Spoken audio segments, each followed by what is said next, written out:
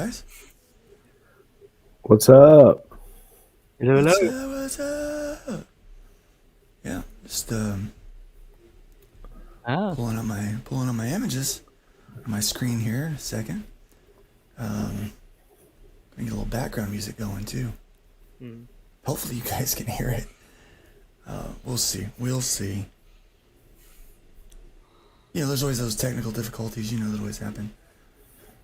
Silly technical difficulties. We're gonna do a lo-fi. Let's do some lo-fi synthwave. How's that sound? Sounds like a plan. Oh yeah, that's exactly what that is. And that's demonetized. And that's how you get demonetized, folks. That is exactly how you get demonetized. That's how you do it. Yep. If you're not doing it like that, then you're not. They're doing pretty it right. aggressive. That's a pretty aggressive band too. Yeah, that's pretty. Well, that was a cover. That was a cover from another band that I'm actually really into right now. So. Oh, okay. Yeah. Cool. I can't remember the name of them. I bet. Yeah, you know. I found a Red Bones Come and Get Your Love punk version from a guy on the internet. Did a cover. Nice. That's one we use for our opening. Hasn't get struck yet, so. Lo-fi Space Station. I'm trying to find something that's like royalty free because you know that's important. Yeah, most likely. You know. That's always the case. So how you guys? How's your weekend so far? Oh, Weekend's pretty pretty much good. over tonight, Pretty isn't it? good. It's a long weekend. I'm not at work right now, so. Well, that's a positive, as my mother-in-law would say. That's a positive. That's a definite positive. Definitely. Here we go. Oh yeah, having a great weekend. Ooh, that's a nice There you chill. go. Let's turn that down a little bit, so we can talk over that. There we go. That's interesting, isn't it? Yep. Sound like Bob Ross right now, man. Oh well, you know it is the We're going to see any happy jacked up little voice. trees. happy little trees. We're gonna draw some. Here, I'll throw my. We're gonna do. From your output, happy little boobs, probably. So. Yeah. So I had this crazy thing happen this week. Before I get into that, let me say hi to the folks in the chat. So thanks for joining so far. We've got the Phoenix Press. Thanks, Phoenix Press. Yo, what's up? Tarks9, hail my brother. And hailing back and forth. I'm hailing some folks there. Look at that. What do you know? Some WhatsApps, yeah. We've got Miss Rena. Hey, Miss Rena, how are you doing? Doing a good job on that campaign so far. It's looking great. And you're moving right along. We got Piper. The wonderful Piper. Piper, if you want a link, you let me know. And we'll let you come in and chat with us, okay? And, yep. I think that's, Agent Zero's in there, and a few other people. Yeah, we've got a lot. So here's the thing. We've got a couple people commenting. We got a lot of people watching, which tells me one thing. We got some creepers. Creepers. We need to have like I some kind call of them hokey pokies. Yeah, hokey pokies. I don't mind if y'all want to creep. It doesn't bother me at all. I know that this can be very chill and relaxing. We got some chill music going. We're gonna talk a few different topics. I've got some things that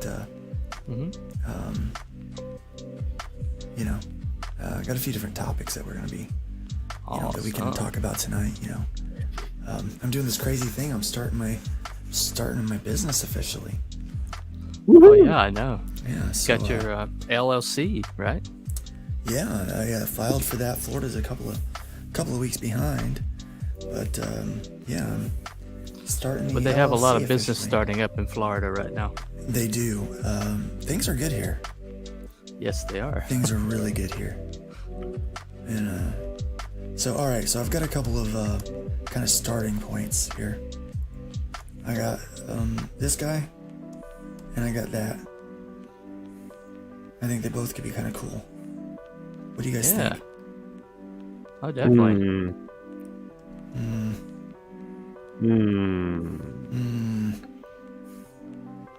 Let's hear it from the chat. Hey, chat, which one do you like?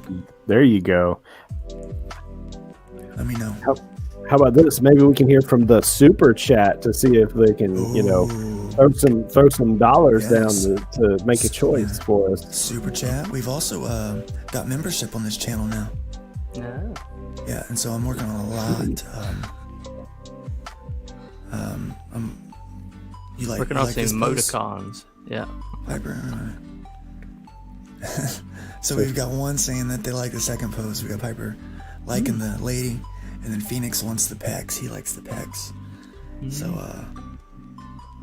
yeah, let's hear from the chat. Let us know. I was just thinking, is there even such a thing as a female speedster? Velocity. In the comics? Her name is Velocity.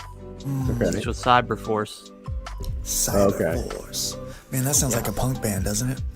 Like like Dragon Force. like Cyberforce. Well, it was a image property, so. Yeah, there you go. That was Jim Lee. No, Jim Lee was Wildcats. Who was Cyberforce? Yeah, it might have been Jim Lee. I think it was Jim Lee. Well, I know he did Wildcats. Let me see. Right. Mark Silvestri. Silvestri, yeah. Silvestri. Oh yeah, Rip Claw. Oh man, I love that guy. Heck yeah. Rip Claw, yeah. I remember that. That's great. What I liked about Velocity was she used her super speed to run away. That's what I would use. Honestly, legit, that's what I would use my super speed for. I know, that's why I loved her so much. I was like, run away. So, my last draw stream wound up getting like 3,000 or 4,000 views. Oh, really? And we only had like 12 the night that I did it. But wow. Yeah, so it wound up getting a ton of views. But it got some negative comments from people that had come in to watch, and they were upset by some of the things that were being talked about on stream. And so I think some people came back and watched just to kind of complain, I guess, or watch it and to get to hopefully not to get triggered, but yeah. Well, who did you have on that was being naughty? It was we had Pencil Pimp, Brotep. I wouldn't say he was being naughty. No. He's a conservative guy who's, outspoken and, that guy, he didn't care. His filter, his language filter was turned way off that night. Yeah, but that's okay. I mean, enough, that wasn't even the complaints. No. Oh, really? That I got about him. No, it was it was a lot of very political stuff, and right. I think people don't realize that maybe I'm a libertarian, but I'm definitely right leaning. Yeah. On a lot of things, but I'm a libertarian, and I think it's I know that I don't agree politically with you guys on everything, and it doesn't matter.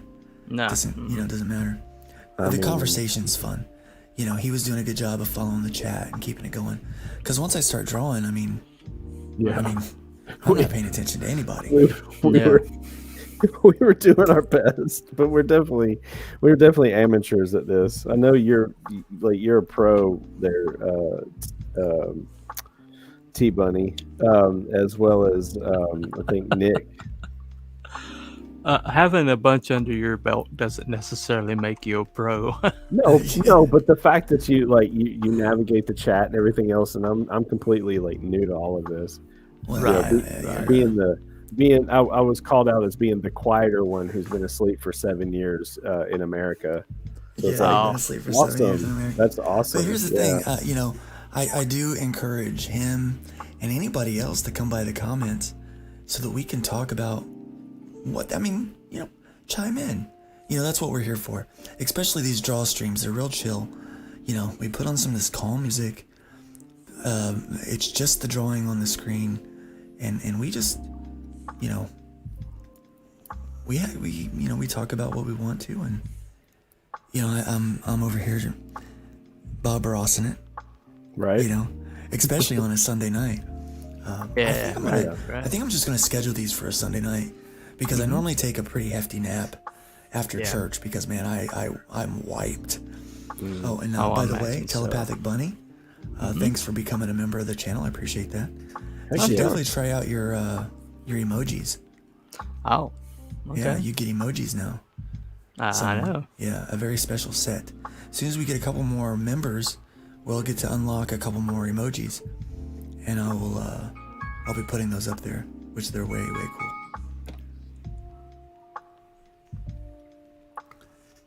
But yeah. So I'm thinking about just kind of doing these on Sunday nights to just relax and unwind and prepare ourselves for the, for Monday. Because Mondays are right. Right. They are what they are. Definitely. Yeah. Fortunately, it's a Memorial Day, so. It is. So, Memorial Day. So, all right, what is it, chat? Which one am I doing here? Am I doing this dude, doing that pose, or am I doing this pose? Let me know. And you can get a chlorine, you can get a bone. Yeah, you can show off all kinds of stuff. You can just drop a bone. Good to know. I heard myself say it. Yeah. You can just show off. You can show off your bone right there in the middle of the chat. Yeah, no doubt. Right? Hey yo. Dang. Waka waka. All right, so everyone's saying doing the first guy. All I've right. gotten 3 for the first guy so far. All right. Now the next question is, who do y'all want this to be? Who do you want this to be? I mean, this could be a good Wolverine. This could be a good anybody, really. I can make this, with, making them hands a little bigger. I can make this Trash Man. I can make this, Johnny Cage. I can make it Johnny Cage. I mean, we can make this. Johnny Cage from what? Mortal Kombat? Not Johnny Cage. Luke Cage. Luke Cage. Luke Cage. Oh yeah, Luke Cage would be a good one. Yeah, Luke Cage would be perfect for this guy. Or Chat, what who's do you that? say? What do you want? Yeah, What do you got? that blue guy from Invincible, the clone dude. Oh yeah, okay. Yeah, I guess he could be it. Rick Bradley says, "How about Colossus?" Colossus would be good. Yeah. Colossus or Luke Cage? I think those are the two that I like. Colossus So, would be a good study, but then again, I'm a little biased. I know you like him. So For the chat, obvious. let me know, between Colossus and Luke Cage, who am I drawing? Who am I gonna make this into? Somebody said Mr. Incredible. Yeah, Spider Cop. Hey, welcome by the way, Spider Cop. Yeah, I don't know that his jawline would fit Mr. Incredible. Well, I mean, I could always fix that. No, that's true. That's true. This is just a rough, Yeah. and it is a rough. Yeah, no doubt. What's the guy from Invincible, the dad? Oh yeah, Yeah, Omni Man. Omni-Man, yeah. yeah. Yeah. Gonna go with a villain. What Spoiler ish? alert. Spoiler alert. Oh, please. That thing's been out 10 years. Have we not known? Yeah, that. I don't know. You know what? I haven't drawn Luke Cage before. Oh, okay. You put that circlet over his I brow, Everybody will know Yeah. who that is. Little bit of a- Secretly, I love Luke Cage. Like, that was my nickname at work. Oh, really? Yeah, So- because... Go ahead. Like early Luke Cage or more modern Luke Cage? The modern. That's a classic. Ooh, wow! Now we're divided. Because I could do the poofy little fro with the. Well, how about... I mean, put with your own the spin metal on it. headband? Put your own spin Nah. on it. See what you can... Or like, design on the fly. Give them something. Give them a new look. Yeah. Design on the fly. Yeah. Uh-huh. I could probably do that. Yeah. Man, I do like that classic look though. That poofy Yeah. 70s shirt. That looks Right. good. But you're not going to see much of that here. All right, Well, let's do you could this. have him like breaking chains Yeah, with the let's way do his this. hands are. Yeah, let's Yeah, because let's I do a think study. Brotep had a good idea. Is in Comicsgate we can start kind of taking some of the superheroes and just giving them redesigns. Some of the Marvel or DC or whatever, and just kind of give them a costume redesign that would be that's just, and it's gets people's attention. I do like him with the what was I saying? With the bald head. I like him with the bald head. Yeah. That works for me. But yeah, at work, of course, I know it's not really a nickname if you try to, make it for yourself or whatnot. But I got to the point where there for a while, especially when I first started, the first few years, I've been there almost 9 years, working at mechanicalkeyboards.com, and I had to do so many plug for the work. Yes, shameless plug, no problem. Go check it out if you need a keyboard for all of your computing needs, whether you're a gamer, whether you're a professional, office professional, or a lawyer. I mean, heck, we even serve as doctors and court reporters. They buy keyboards from us. But yeah, when I first started, I found myself having to do a lot of different, wear many hats. And the other thing was, it would come down to, I pretty much got to be the one to do it. So I did a lot of the, metaphorical heavy lifting. So, I kind of felt like the hero of Harlem at the time. And it worked out that the show had come out. And so I was watching the show and I kind of got into that groove and, felt like here I was, Luke Cage. Speaking of Mr. Controversy. What? Brotep, welcome, my brother. How you doing? What's You're up? muted, man. We can't hear you. You're gonna have to unmute yourself. What's good? I just stepped out. Everything's good, man. Yeah, I stepped out Everything's good. for some food, so I'm gonna just listen for until I eat this. You know what I'm saying? Nice. Absolutely. All right. Yeah. But yeah, and so that was the thing. It was I always felt like if I just had to get in there and get it done to save the day on so many different occasions. So I just kind of, anytime they need me to do something that goes above and beyond what I normally do, I would just say, "Oh, Luke Cage to the rescue." Yeah. So, oh yeah, he's taking shape now. Yeah, I like the cage.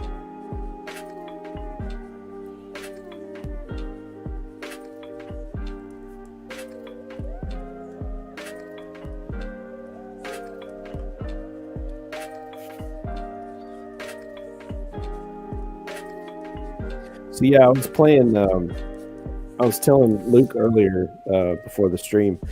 We've have you heard of there's a board game line called Unmatched? No, I haven't heard of it. So there's a company called Restoration Games, and what they did was their big thing is to take old games and to revamp them and make them new again. And they either try to capture the original version of it and just reprint it, or they'll take the original rule set and then they'll apply it and kind of tweak it and modernize it. Yeah. And so what they did, there was a game back during the time of the first, or I should say the prequels, the Star Wars prequels, and it was called Epic Battles. Star Wars Epic Battles. Did you ever hear that? I have heard of that one, yeah. So in that game, you could essentially play, you could have a lightsaber battle between, Luke and Qui-Gon Jinn, I guess, if you wanted to. It was so you could kind of mix and match different people. You could have, Jango Fett versus, Boba Fett. You know what I mean? Or you could just kind of throw down like that. And then whoever won, they would just come out victorious in the game. And so what they've done is they've taken that rule set and they've tweaked it, and now they're starting to introduce different heroes into the mix. And so when the first game they came out with has 4 heroes. It's got Medusa. You can play as Medusa. You can play as Alice from Alice in Wonderland. You can be King Arthur, and then or you can be Sinbad from Arabian Nights. And so that was how they launched it without they didn't have any licenses. They only had the game mechanics as that they were only able to license the game mechanics from the original developers. Right. And so, but as the games, I want to, before we keep going here, I want to welcome a few new people to the chat. We've got Jeff Delk. Welcome. We've got the Woke Breaker. We love the Woke Breaker. I mean, anybody that breaks the woke, we gotta love it, man. We gotta love it. Yeah, he's a good troll. Spider Cop actually suggests that I do a fusion between the new and old, and so I might try to do that. I've kind of mustered in that headband there, and I just don't know if I like that for the design or not yet. But we'll look at that. But yeah. I was thinking if you did like a thinner circlet, the one that he had classically, I just don't like it. Was kind of obnoxious, I mean, I think it looked good with like the old design. Yeah. I think it looks better with the hair. I mean, you kind of got to have that. You kind of got to have that hair to make that look good. But I prefer the bald look. Right. Because if I ever have to, I mean, I'm gonna go bald. I'm gonna do that.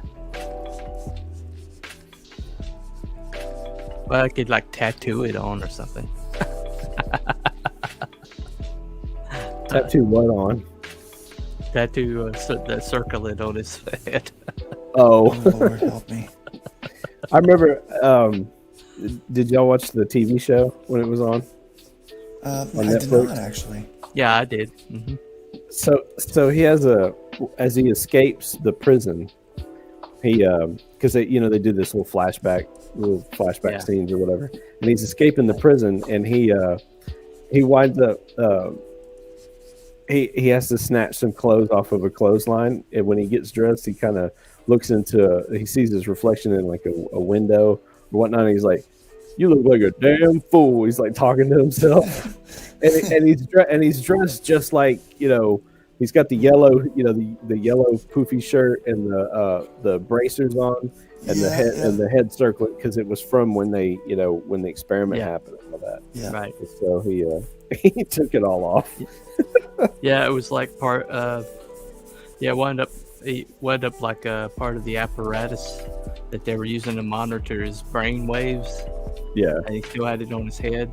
And he tried to put the big poofy shirt on, the big yellow shirt. That's funny. That's hilarious.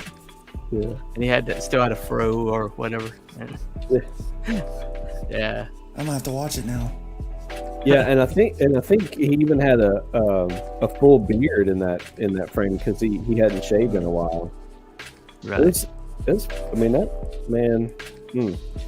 I think the first season of yes, of her, what is her name? Jessica Jones. Jessica Jones. I thought he was better in that than he was in his own series. Yeah, he definitely plays off of other characters much better than standing on his own. Well, it's like when they brought Iron Fist into his series in the second season. Yep, that was the best Iron Fist that they did the whole entire time. It was, because again, the heroes for hire, exactly. And he was at home with himself, and he played off of Luke Cage. It was perfect. Exactly. I'm like, why couldn't they done this all along? Exactly. They're just not very good at that stuff, I guess. Nah. Well, outside of Daredevil was pretty much perfect. Yeah, it was. I've heard a lot of people that feel that way about it. Yeah, I can't. Well, Go ahead. Go ahead. Well, I can't think of anything that they did wrong with that show. I mean, they brought in all the different elements. I mean, even especially the first season. When I first saw it, I wanted him in the suit more, more than he got. But Yeah. but now I understand it. I get it because heroes are more than just their outfits. Right. So Well, the only Don't let 'em lie complaint to to you. No, that, they're not. All they are is spandex. That's it. If you Well, can he fit was some wearing spandex, like you an can be a armor. hero. yeah.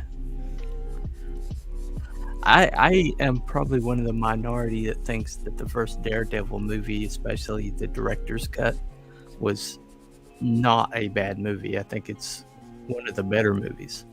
yeah, it wasn't terrible. Really? Huh? If you went Yeah. back and remastered that CGI to today's standards, that movie would be a top-notch movie. So you think I mean, it'll it would hold sell. out, huh? That Yeah. joint was hot. That joint was hot. It's not even. I mean, not just, it was. not bad movie. That shit was hot. Yeah, I that think the red leather. Yeah. yeah. And Ben Affleck plays a good Daredevil too. Well, Yeah. I had maybe I had two. Well, the biggest problem I had was how much he unmasked. I don't like it when heroes have a secret identity and they're constantly unmasking. Yeah. That's like number one. And then Bullseye, I felt like they could have really done something better with Bullseye. We're talking to you, Master Chief. and what's the other guy? Second season of Djarin. Mandalorian. Yeah, Din Djarin. Mm-hmm. Yeah. Mm-hmm. Exactly. Well, we need more V from V for Yeah. Vendetta. You never got to see his face in that movie. Yeah. Nah. But you got that Hugo Weaving voice, man. Mm-hmm. Hello, Mr. Anderson. Mr. Anderson.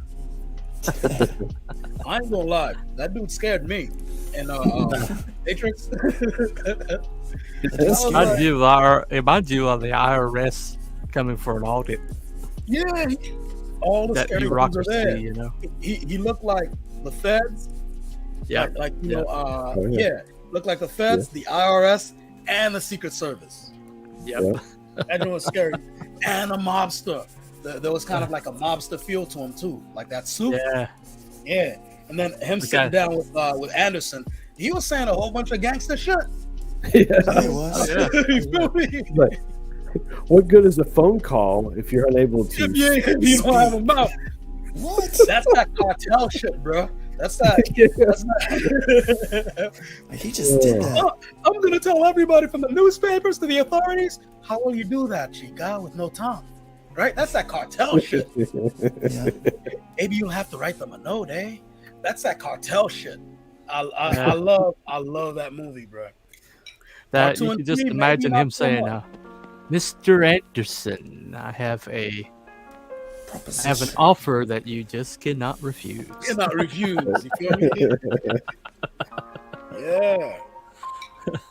All that stuff. See, the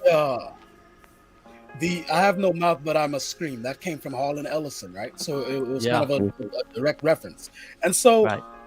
the problem we have now is that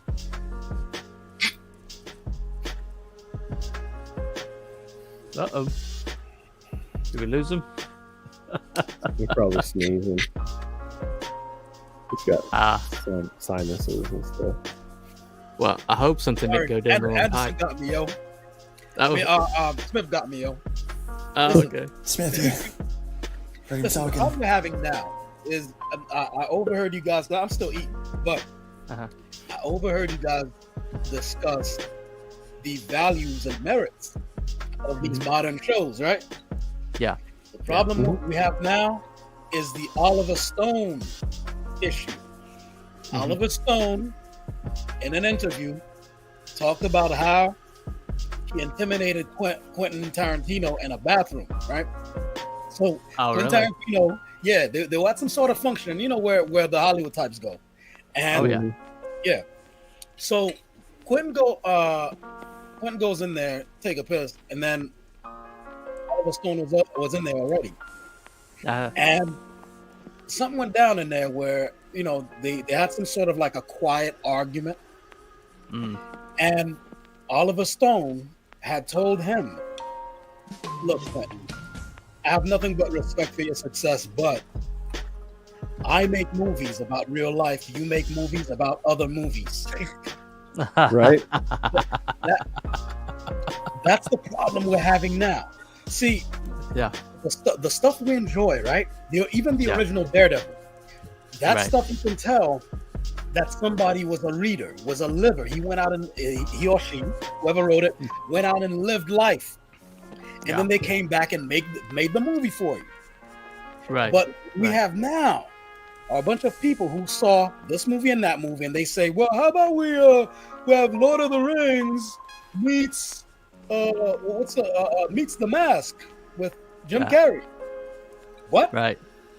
And how about we have Narnia meets, and that's what they do. They mix other movies they've seen. But you can see when somebody gets straight from the source, the pure stuff. Yeah. Like I'm told that Top Gun Mavericks is like pure Top Gun. It like pays man, I've heard nothing it but pays good about that homage. movie. Yeah, for what I've been told, it pays homage from the original, and but it doesn't cater. It doesn't like pander. It's like things happen, people move on, and they like acknowledge that the passage of time, Same thing with Ghostbusters Afterlife. Yeah. I mean that movie. It was like people move on, people age, people fall apart, they lose touch, They make mistakes. And they make mistakes, right? And in the end, the whole entire movie turned out to be a love letter to Harold Ramis and Egon. Yes. We so needed that, bro. Yeah, I didn't know I We needed it, did. but I needed it. I cried at that moment. Yeah. I mean, I ain't gonna say I cried, but my allergies acted up a bit more. than you. Right. Oh my God. Right. So I cried. Yeah. I did. How about them well, Cowboys? I need to see that movie, but back to Daredevil, if I may. Go ahead. I thought the film. I thought Michael Clark Duncan was actually. I think he played a pretty good Kingpin, and Yeah. and even, of course, Ripa's probably gonna rip me one because he's like I wouldn't mind him being tokenized, and another it's like, character. what's that? I wouldn't mind him being another character, another kind of crime boss. Yeah. Because then, if we ideally in this fictional world that we're making up right now, Right. Yeah. we still have to have Vincent D'Onofrio. He's a perfect Kingpin. Oh, Right. he's great, man. He's great. Yeah, he is. He's great. The first time I saw him standing in front of that picture from the back, I knew who that was. I just knew that was Wilson Fisk. Yeah. I mean, there was no indicator. There was no Yeah. You just knew that was Wilson Fisk just from the way he was standing, looking at that like sheer white picture. It's just nothing, no features on it, and it's just like that's just the presence of the man, the set of the shoulders, the domination of a room without even saying anything. Man, And it can was all act. there. Yeah, man, Hey. that man can act. I like how they nerfed them in Hawkeye. Oh my Oh, God! gosh. I know Oh, it. right. I know it. I There's did no not watch way. that. I did There's not no watch way that. that gal is going to be able to hold her own against friggin' Kingpin. No. Everything was wrong, including what you described. Everything was wrong. Trick arrows. Like, no, man, not even. I mean, at least him getting hit by a truck. I mean, and surviving, like that's Kingpin. Yeah. That's his superpower. It's pretty much invulnerable. Yeah, and the thing is, like, they're like, my wife and daughter are like, oh, they killed Kingpin. Like, no, they didn't. No, they didn't. Nah. Kingpin's, you can't kill Kingpin. No. They've tried. Trust me, they've tried. Yeah, You can't kill Kingpin. Did they forget this guy's master sumo wrestler? They forgot all his skills. Right. All the skills laid out by comic canon. They acted like none of that existed. That the man. Have you guys seen sumo wrestling? Hey. Yeah. Dude. People make fun of sumo wrestling. Oh, those guys are serious. And pop culture, but that joint. Those guys are serious, man. Let's stop pretending like they give a darn about comic book canon. Right? Exactly. Yeah. That's why I'm like, let's keep our eyes on the eye on the chat for me. I am. All right, cool. If anybody says something that is worthy of I can't really highlight it though. Yeah, you don't have to highlight it. We can just T-Bunny. talk about T-Bunny's he's not a slacker like me and another guy I know. Hey, but seriously, chat. For the price of a cup of coffee, you could buy Luke a cup of coffee. Yeah, trust me, that'd be nice. Like, for the price of a cup of coffee, you could buy. That's hilarious. I like It was great. In the arms of an angel. Anyway, all right. Oh God! Don't start singing that. Yeah, no, that was from our other stream. We were talking about. Oh, really? Yeah, we were. Oh, that commercial, man, that scarred me. That commercial scarred me, man. What commercial is It that? comes on late at night when you're emotionally vulnerable. Yeah, you're up too late and you're at the end of your rope, kind of like you need to go to bed, but you're just like working off of momentum. And then that stupid song, the song comes on with these poor animals, and it's just like murders you, man. Oh, we're talking about that Sarah McLachlan song. Yeah. Yes. I mean, come on. At one point, I'm looking at those animals, and even the dogs are like, "Come on, Sarah, you're laying a little thick here." Yeah, I think the dogs were the dog guy. I think they were playing that music with the animals, the actual animals. That's why they were so sad. So at least we don't have to see Sally Struthers laying anymore. it on a little thick here. Oh, Sally Struthers, she was the OG, back in the day. It's a little heavy-handed. Do you care? My favorite line from Sally Struthers is, "Do you care about starving children? Of course you do." Of course you do. Of course you do. Freaking mob bossing you into it. It's like the guy that plays. How's that different from you want protection for your store? Of course you do. How's that different? Of course, she's talking about starving children, and she's about 80 pounds overweight. Right, exactly. Hey, we're not here to body shame. I'm sorry. I'm sorry. I'm body shamed. I'm sorry. But God forbid your kids. My body. I don't. Sorry. God forbid your kids, and at the time I guess we were kids, but God forbid we were up at the time, right? Then now we're tugging on mommy's coat. Help her, mommy! Look at her lip. It's split in half. what's wrong with her? Yeah. I mean, I watched the remember the Aid for Africa thing? oh yeah. Oh yeah. I watched You the missed metal version the other day called "We Are Stars." It's put together by Ronnie James Dio. If you've never seen it, it is the most over-the-top 80s metal, incredible thing you've ever seen in your life. Oh, have you heard of Cop Rock? Oh yeah, Cop Like Rock. Oh my 1990 god. or something like that. Yeah, it was a Cop Bosco show. Yeah. Yeah, it's about cops, and it's a cop show, but it's like a rock opera type thing. What? Sugar Chris, what's up, brother? Propaganda?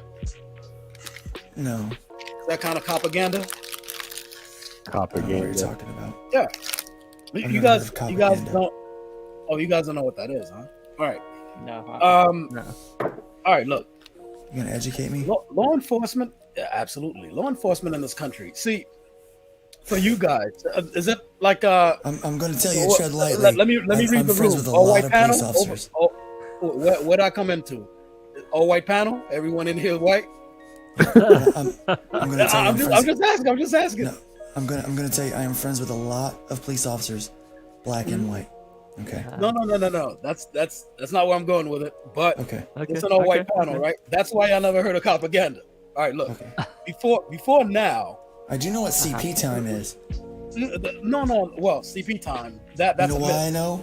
Because you know. my friend, I'm telling you, white as a snowflake. This guy married a beautiful black lady, and the only white people in the whole church were me, my wife, my daughter at the time, and him. Okay, and wedding started at 1, and it gets to be 1:30, 2 o'clock, nothing's happening, and I'm like, tomorrow, I think he got stood up. I'm worried about this. Cold feet. So I finally went to go check on him, and I said, yeah, is everything okay? Because I saw that she was there getting ready, and they're like, yeah, everything's fine. What's her? Like, well, this was supposed to start at 1. Like, is everything okay? Like, and the lady was like, oh, honey, we're on CP time. And I'm like, what is that? And so they had to explain to me what that was. So yeah, I mean that's a myth, though. I mean, some of it's true. We get there when we get there, but you know, when it's important, we make it a point to get there. But before, I'd say 1965 or 1970, nobody liked cops. Not white people, not black people. Nobody liked cops. When cops show up, when cops show up, it means they're gonna give you a ticket or enforce some sort of law. So nobody liked them. But around 1970, 75-ish, I don't know exactly who was involved, but someone was in a room with Hollywood execs to start making movies and TV shows glorifying the bravery of police officers and stuff like that. Thus, propaganda was born. You know, shows Hill like Street Dragnet, Blues. etc. Oh yeah, Hill Street Yeah. Blues. Yeah. SWAT. Beretta, later on with White PD Blue and stuff like that. Yeah. But before that, nobody liked cops. Like nobody, not white people, certainly Irish people. Even though certainly not a lot of Irish were cops. No, but a lot of people were cops. They though. became cops, so they didn't have to deal with cops. Yeah. Right. Yeah. Yeah, beat them, join them. So that's propaganda. But we black people in this country, we're hyper aware of this sort of history because we have to obviously we have a lot of unfortunate encounters with police, so we have to be aware of some of that stuff. Yeah, while black is a problem.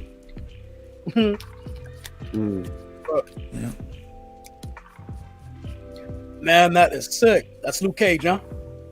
Yeah.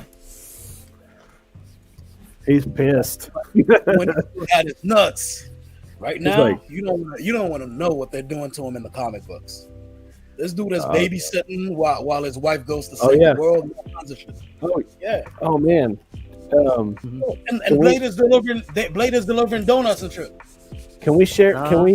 Can I share a screen at some point? Or no? I guess not. Yeah, at some point. No. He's like, no, this is my drawstring. All right, so I'm gonna say Iron Fist. I'm just gonna call it out. So Iron Fist, Heart of the Dragon, #1, right? I guess it was the limited edition, a limited series back in March of 2021. And so, yeah, you're right. Like the second page, Luke Cage is in the Rand Tower, or the Rand building, and he's babysitting this little girl and this little dragon while Danny Rand goes off to fight against these crazy zombie things in another dimension. Often with Luke Cage's wife. Am I taking crazy pills? Often this shit is happening with Luke Cage's wife, like Danny Rand, all these dudes running off with this man's Jessica Jones or whoever it is. That's who he's with, right? Right. That's just as bad as that dude who let that guy kiss AOC all up in her mouth in that show. We're men's nuts now, bro.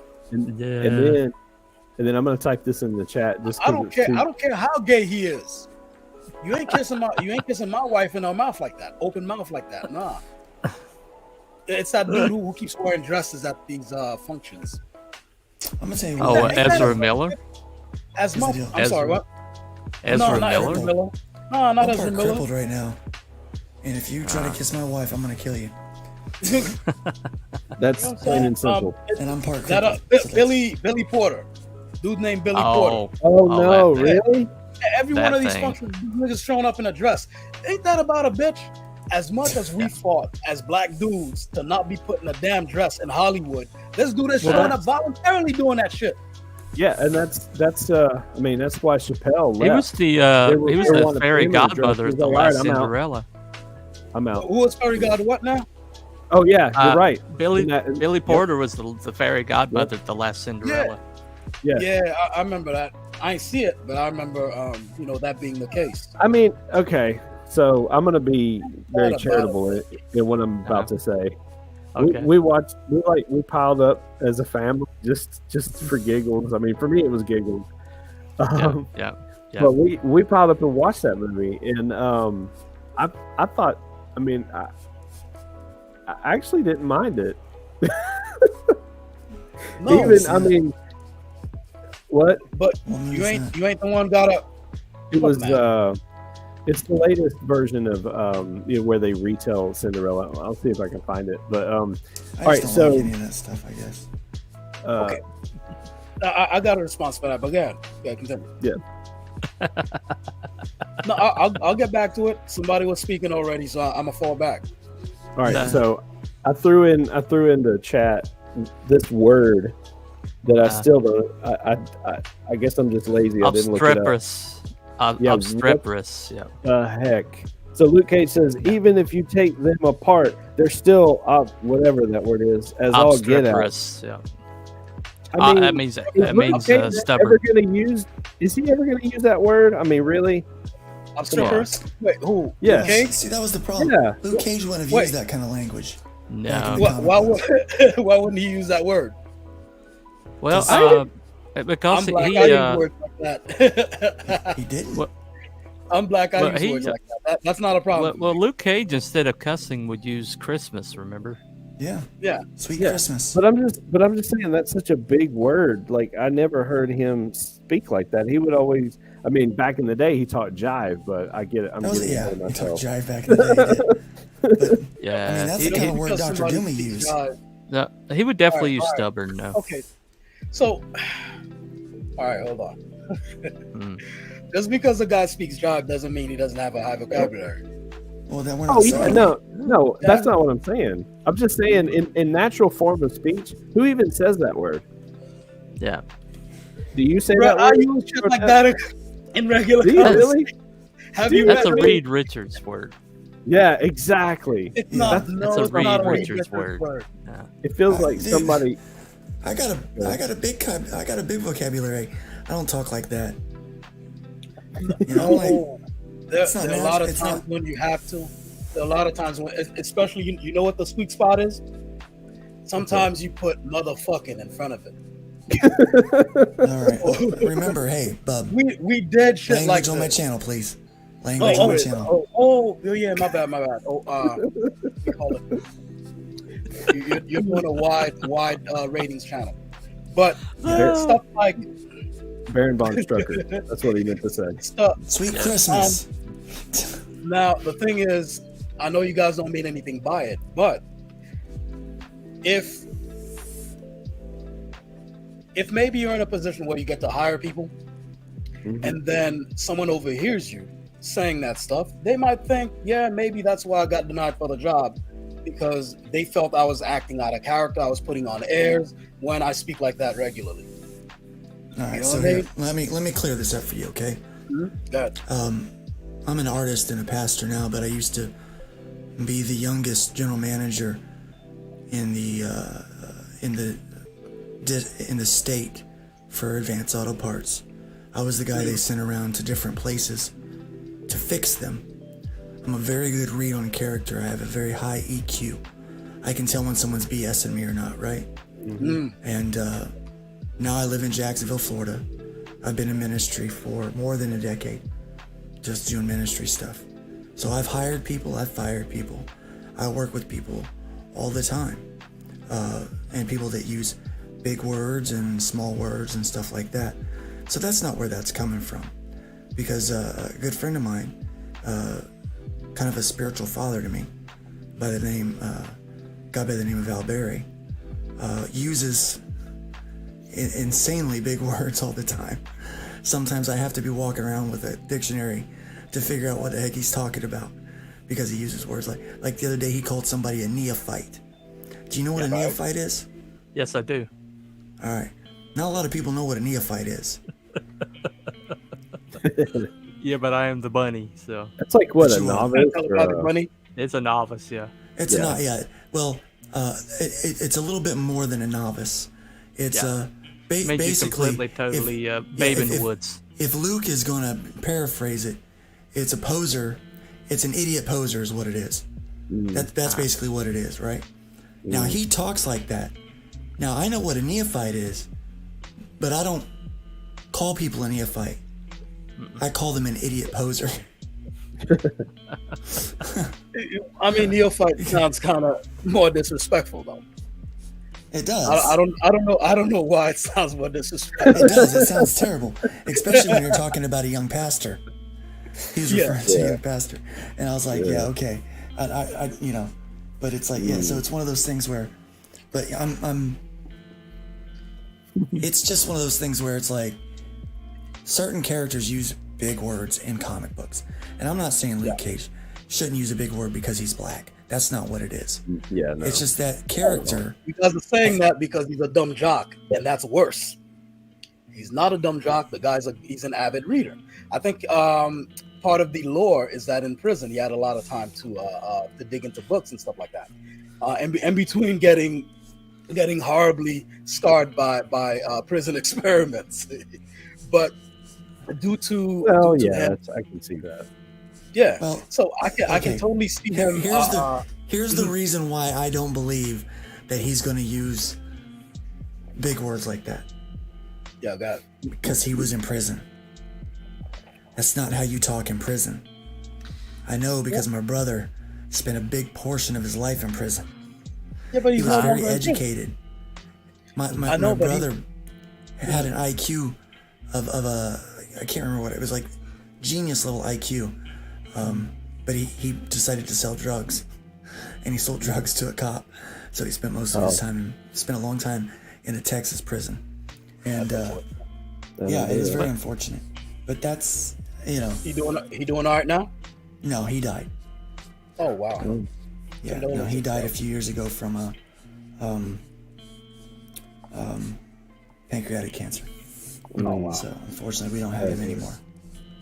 But yeah, my condolences, bro. thank you. Yeah. Well, Kind of changes the tone of this conversation, sir. Well, it does. Well- But I think my point is, It's not what we signed up for.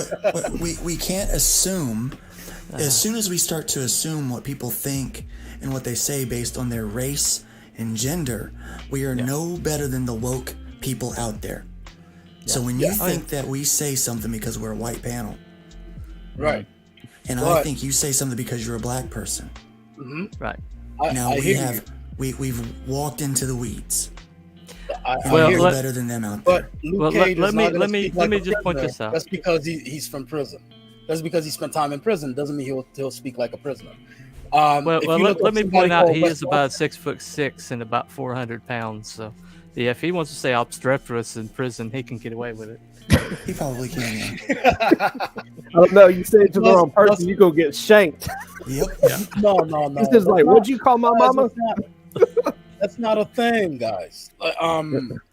Especially with black guys in prison, they tend to use words like neophyte, and the only thing is most of them won't know what it actually means, but they'll try to do it, and that's where they're gonna pull a Mike Tyson.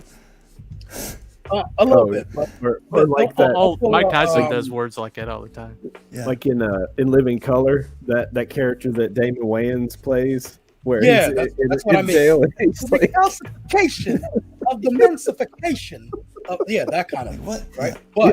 But even that is a stereotype, right? Because a lot of these, especially black guys, they come out of prison, these guys come out as scholars. You look at Malcolm X and one of these Panthers. I don't think it was Huey P. Newton, one of another one, but they come out of there. They were hyper studious in there because that was the only respite they had from all the hell they had to suffer in prison at the time, right? So, yeah, someone in prison now may be, looked upon as weak because they're using a high vocabulary, but that depends, I believe, in the clique, upon the clique that you entered while you're in there. Maybe you enter Nation of Islam in there, right? Yeah. They highly prize intelligence, right?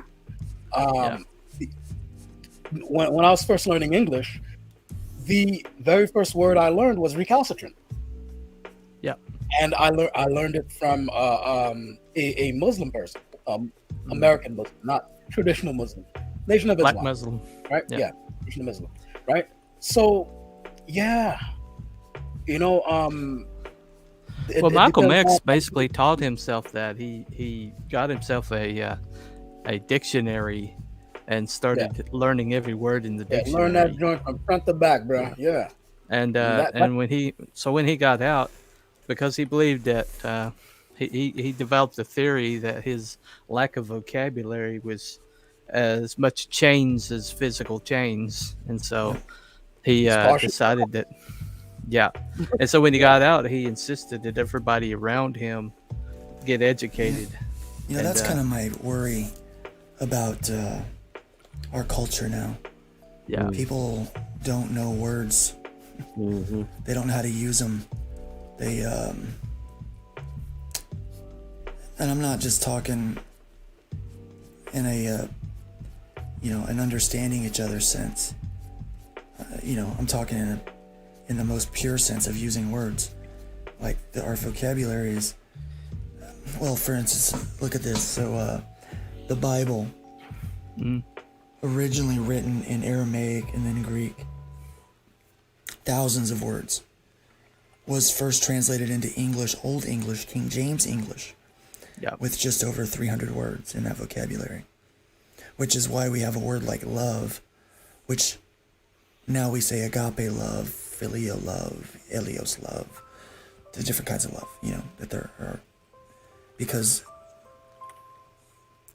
love isn't a strong enough word or an appropriate word to describe all the different kinds of love. So that's why you get a word like "no" in the Old Testament for have sex. It's fraternal love, There's all kinds of love that we don't talk about. Yeah. But taking that as our example,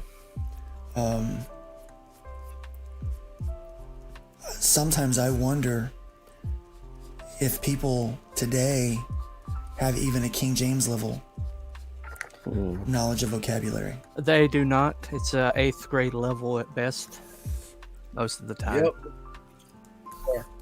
King James is second year of college, a sophomore year college level, and most people are 8th grade level readers.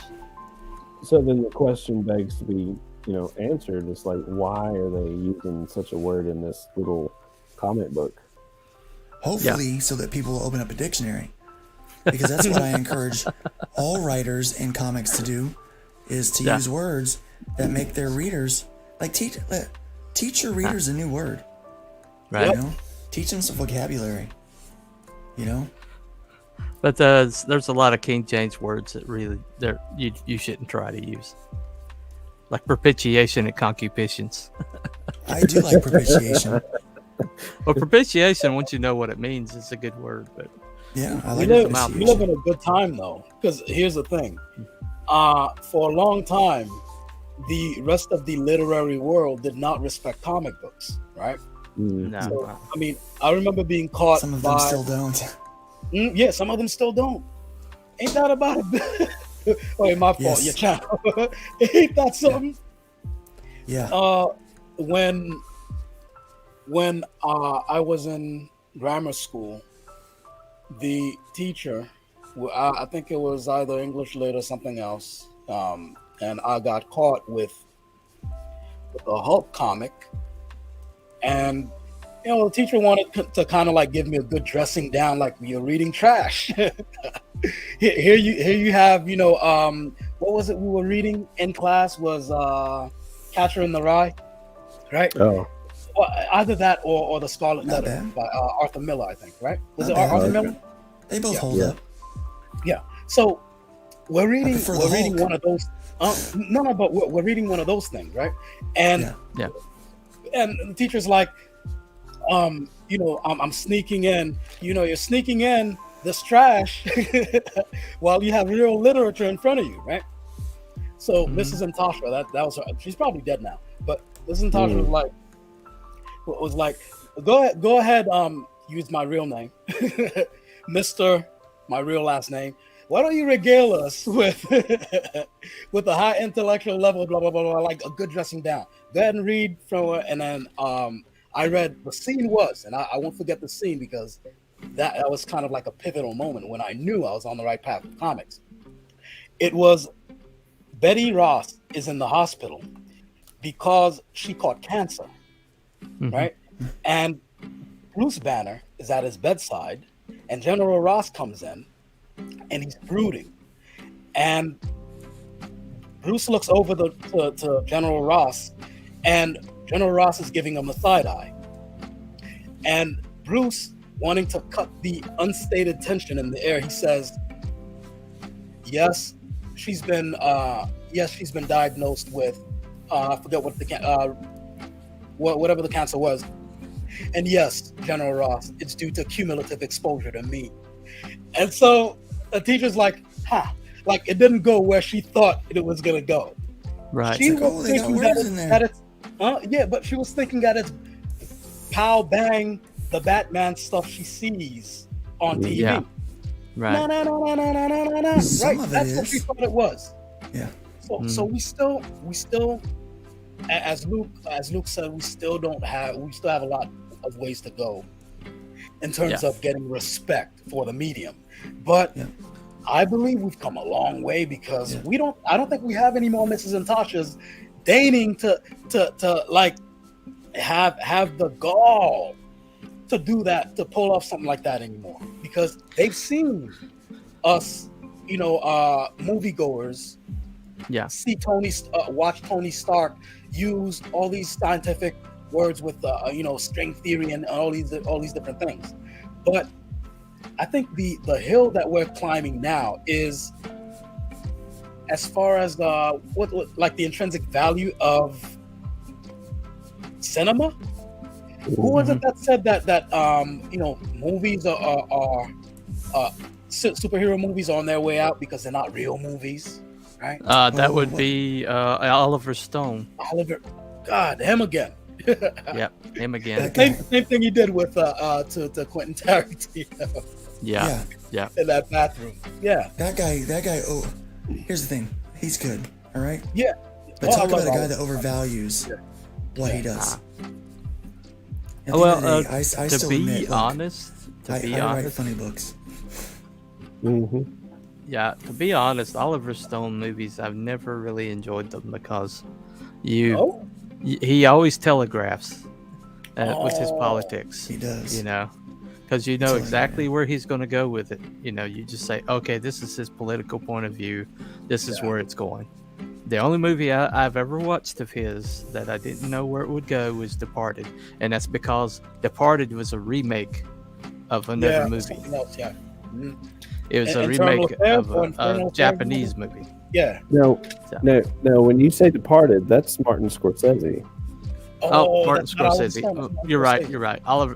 You're right. I got the Oliver mixed up. Stone is still in a deficit. Yeah, Oliver Stone's still a Yeah. hack. Okay. Well, I do like. Now, I will say, as far as Oliver Stone goes, the last one I remember watching, I don't know, it didn't feel as political, and that was Snowden.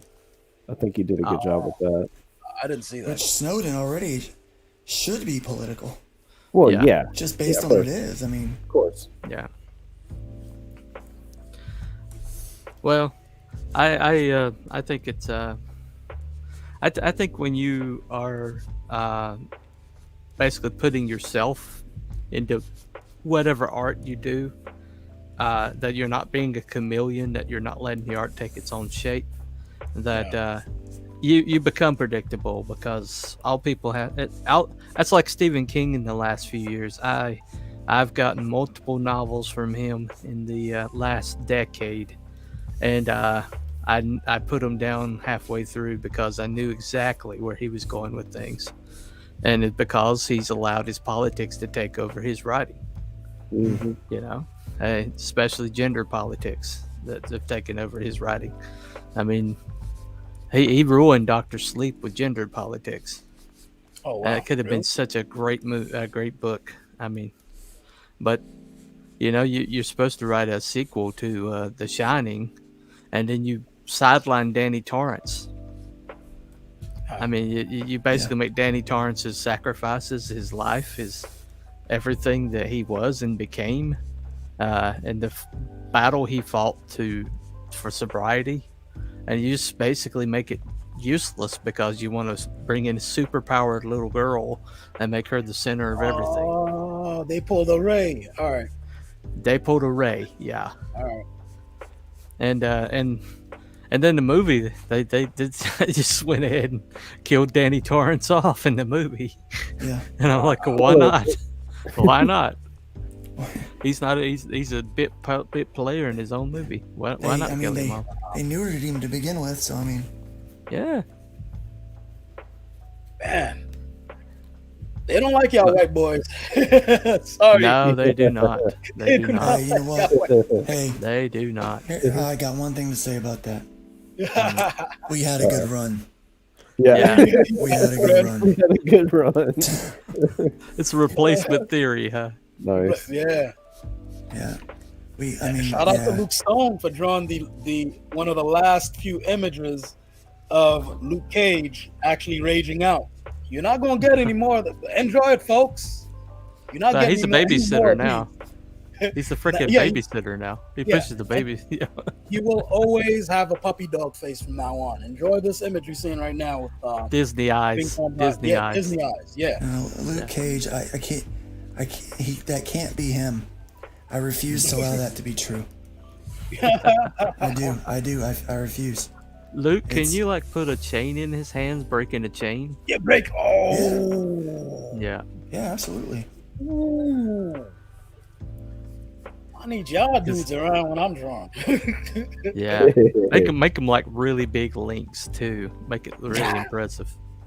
Yeah. I could almost say that that's one of the best theme songs I heard in the Yes.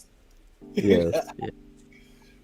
Yeah, I didn't completely like his show that much. His show was alright, but yeah, it kind of wears you out, and you know, halfway through, halfway through it wears me out. But What show is that? Luke Cage, yeah. Yeah, Luke Cage show, yeah. So here, I'm gonna. put this down The here guys, so the guys in 4chan, they had their fun when they Right. spread that fake rumor that they put on a fake what do you call a fake account that said, "Why there's so many black people in the show?" And then the SJWs were like, "Did you see? White boys are angry that a show about a black character in Harlem is full of black people." And then the internet had to remind them, "Hey, idiot, those are you're being trolled. Those are trolls from like Yeah. Those are called 4chan. trolls. Yeah. Well, I but, mean, You might recognize them because internet trolls are different than the trolls that you are sleeping with. Oh. And not to be confused with the treasure trolls of old, with their little the little gems in their belly buttons. Hey, Luke, that was kind of petty, bro. That was petty. Oh no! man. I got a Yeah, soft spot that for was time when the Heartbreakers petty. That was... Luke Luke, since he survived death, can be very petty. Yeah. Dude, I almost died. I don't freaking care. He don't care anymore. No. It's like that. Especially, It's like you know that clip on The Office when Michael is dating that married woman, and they all find out, and he's like, "No, I'm gonna keep dating her," and they're like, "Michael, you're terrible," and he just goes in the office, into the break room, and grabs some cake out of the refrigerator, just grabs it with his hands and starts eating it, and then and so he's like doing whatever he wants, and he cuts Creed off at the copier machine, and Creed goes, "He don't give a F about nothing." I'm like, yeah, I'm like, I don't give a F about nothing. Shout out to Rion in the chat. Figured Yeah. I'd Rion? give him proper pronunciation this of time. his name, Rion. Yeah. All Yeah, right, so they're, I would go with Ryan. So thanks for correcting me. Yeah. Well, That would we be kind wrong. of turned it into a little bit of a game last time as we were looking through the chat or whatnot, and so I asked Right. specifically, I'm like, "Hey, is it Ryan or Rion?" And Rion. and then they thanked me for for asking. So yeah, it's Rion. Is he Cajun? Is it Rion? Rion. Hey. Rion. Comment ça va, Rion? Qu'est-ce que vous faites? Qu'est-ce que vous So- faites? I'm Je sorry. m'appelle Justin. All right. Anyway, Qu'est-ce que vous faites ici, Rion? You guys So- do terrible Cajun I accents. know, it's terrible. So, bro, Yeah, I just stopped at the one. so last I time, They're so bad. I would pay to listen to them. in the last draw stream, Brotep, Yep. you said you were you're Haitian. So what you said Yeah. you. Yes, sir. I remember when I went to when I was in basic training, they assigned us. Of course, we had to sleep in these 60-man bays, and so and I had a bunk mate. And he The slept. good old days. Yeah, he slept under me, and I slept above him, and he snored like so bad.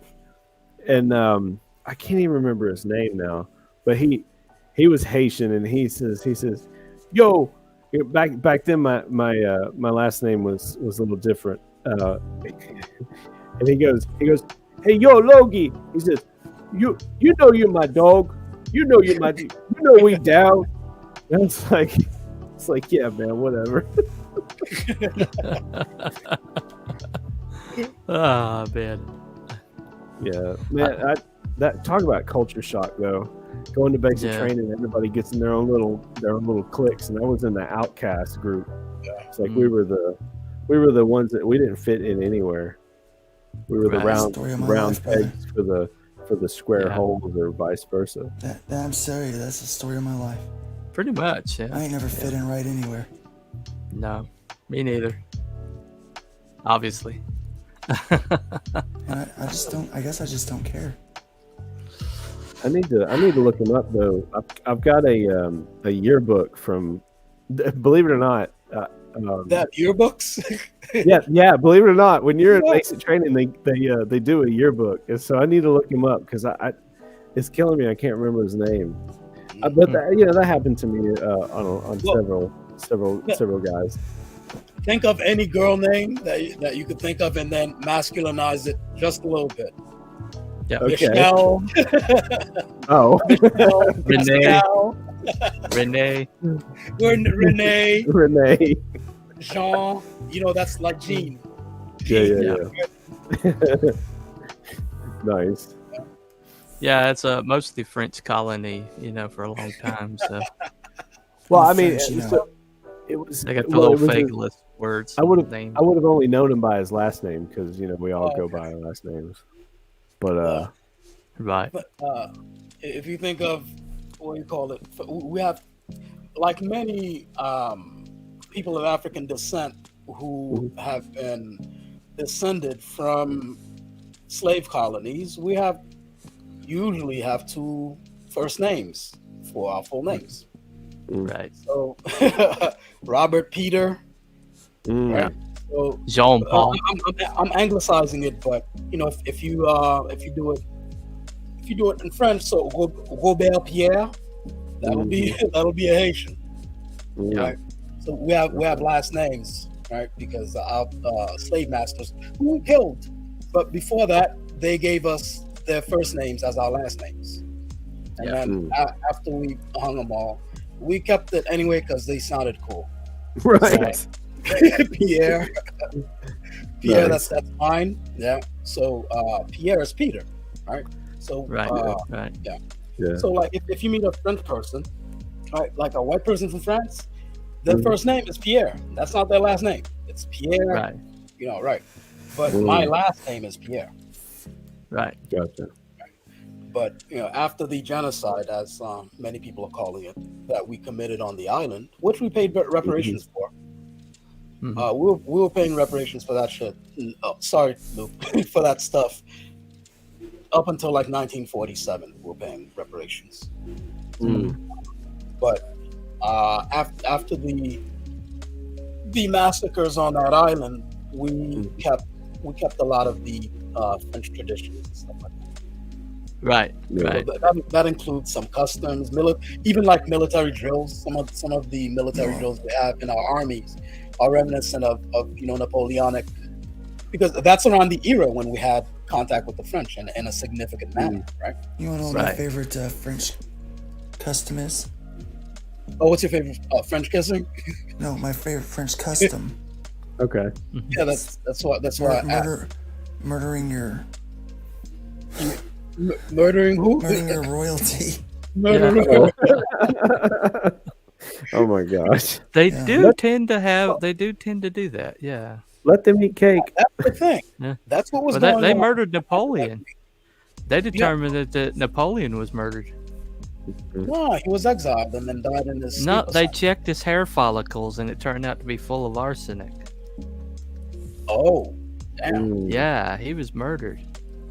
So back on the Haitian tip, I'm curious. Do you ever listen to or watch Abba and Preach YouTube channel?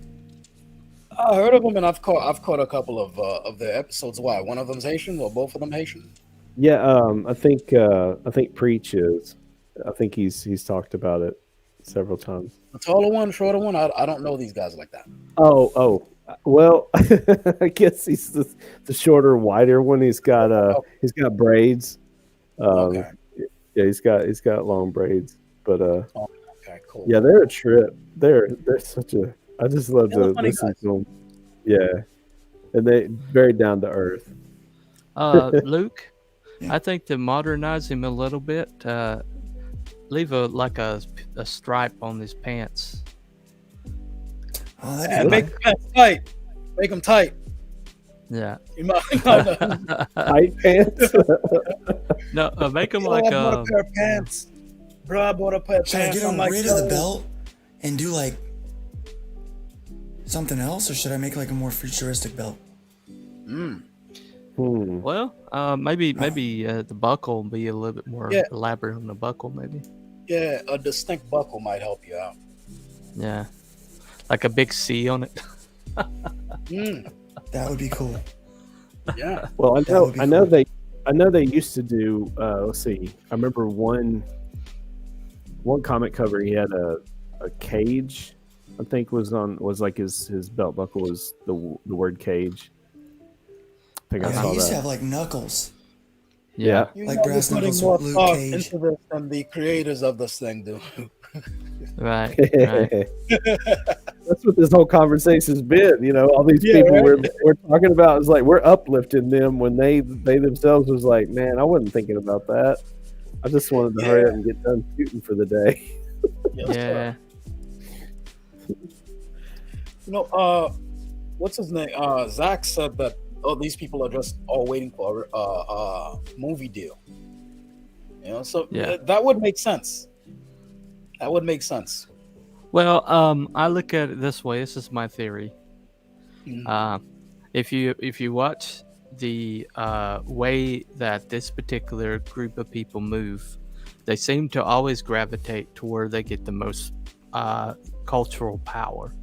And so if you look, Gamergate happened because video games were ruling the world around the late 2000s, early 2010s.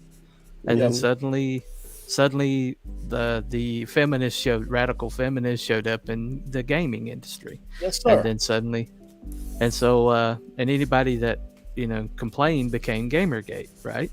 Mm-hmm. And then suddenly, you have like Big Bang Theory and some other things that like lauded comic book nerds, and suddenly they have the MCU, and before that the Spider-Man movies and the X-Men to a certain extent, and suddenly these movies are like billion-dollar sellers, and there's a lot of suddenly it's like, oh, they got the cultural power, and then bam, they suddenly show up in comics, which is the source material for these big movies and these television shows.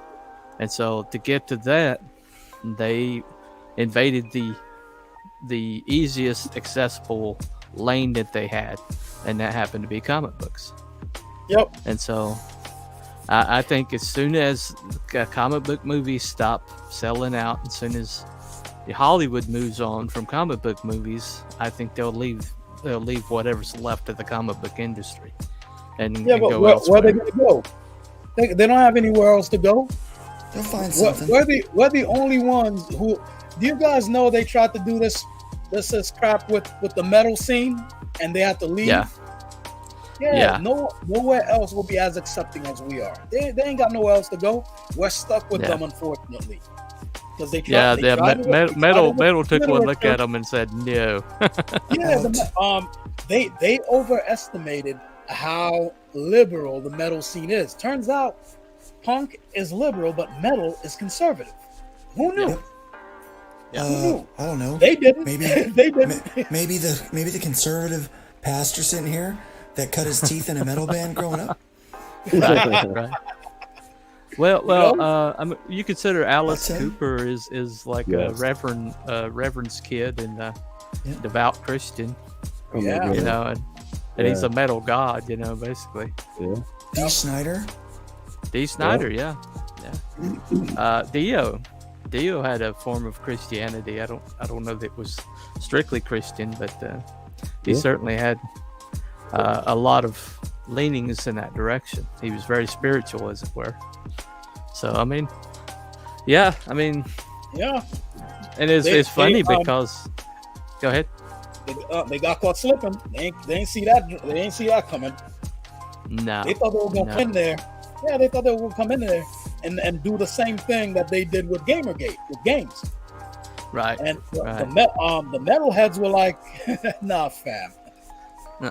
There's a door behind you, fam. You leave where you came in, fam. Yeah. You need to go." The metal scene was already very accepting of different lifestyles and things like that. I mean, Rob Halford is gay, openly gay in the metal scene. Yeah. And no one's ever given that man crap about that. No one cares. No one cares. No one freaking cares. It doesn't matter, right? They don't. I mean, what happens in a person's bedroom is their business. Dude, right. If you guys can jam, then that's all that matters. Exactly. If you got like a 4-octave range and you can break glass from 50 meters, nobody gives a crap who you sleep with. Look, man, they're Nigerian metal bands. All right, Nigerian metal bands, Ivory Coast metal bands. Look, anyone can rock. All right, so these people, they came in there demanding diversity in a place that's already diverse. They got shown the door. Got shown the door. Well, then he got ripped off. They're not gonna. There's no place to go. Where are they gonna go? I don't know. We're the only ones who put up with this stuff. No, They tried to. Who else they did this with? They went somewhere else where people really don't take kindly to bullies. They tried to do that with the literary scene, and they found out how vicious these white women can be. Yeah. We know. You guys knew that that industry is run by a bunch of white women, right? Oh yeah, Well, it yeah. Hey, have definitely, you definitely. ever dated a white woman? Oh, me? No. Yeah. I mean, No? I smashed, but not dated. Yeah. No, I mean dated, like in a He relationship. did not in hell. He did not in hell. I'm telling you, do not mess with them. Oh, Especially Karens. I trust Karens you. are I the trust you, sir. They're the most powerful beings on the planet. Yeah. It's the only thing that could scare white men. I'm sorry, I had to. I had to. I'm sorry. Yeah. I joke. I tease. They You know I found do. out, and they also found out that what's his name was correct. Diversity in comics was right. Diversity in comics was like, imagine that. No, I don't think I don't think he was even the one who said this. There's this guy named Bernard Chapin. He said this. Like, imagine, you know, you guys heard of Bernard Chapin? I have. Maybe, I have yeah. heard him. Not He ringing said- any bells, but- He said these SJWs who keep coming into, you know, traditionally white male spaces and demanding that it change.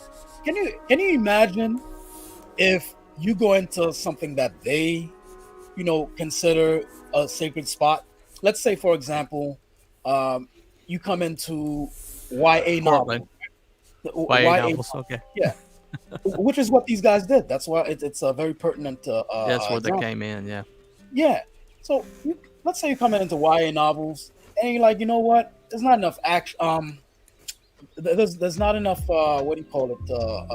Horror in here and action adventure. Let's go ahead and change this, change that, and then bring more guys and more scantily clad women. You'd kick them out. Yeah. Imagine you go into the romance scene, which they tried to get into the romance scene, the SJWs. That didn't work out either. Those women were really vicious in the romance scene, right? Oh yeah, definitely. He's like, imagine I go in there. I'm like, what's all this love stuff? Why don't we have some explosions here and with it? No, you kick them out. So why are you coming into a space that's primarily one thing, and the thing that attracted you to the space, you want to change it?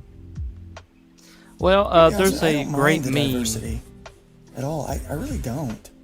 I'm fine if it's there. I mean, just let everybody have their lane in it. You know, just because you like one thing that I don't doesn't mean that both things can't exist. There's this great meme. In the first column, it has all these people cheering, and it has this person that says, "Here is the thing," and they're all cheering. Yes, we love the thing. And then there's this one person over here that says, I don't like the thing.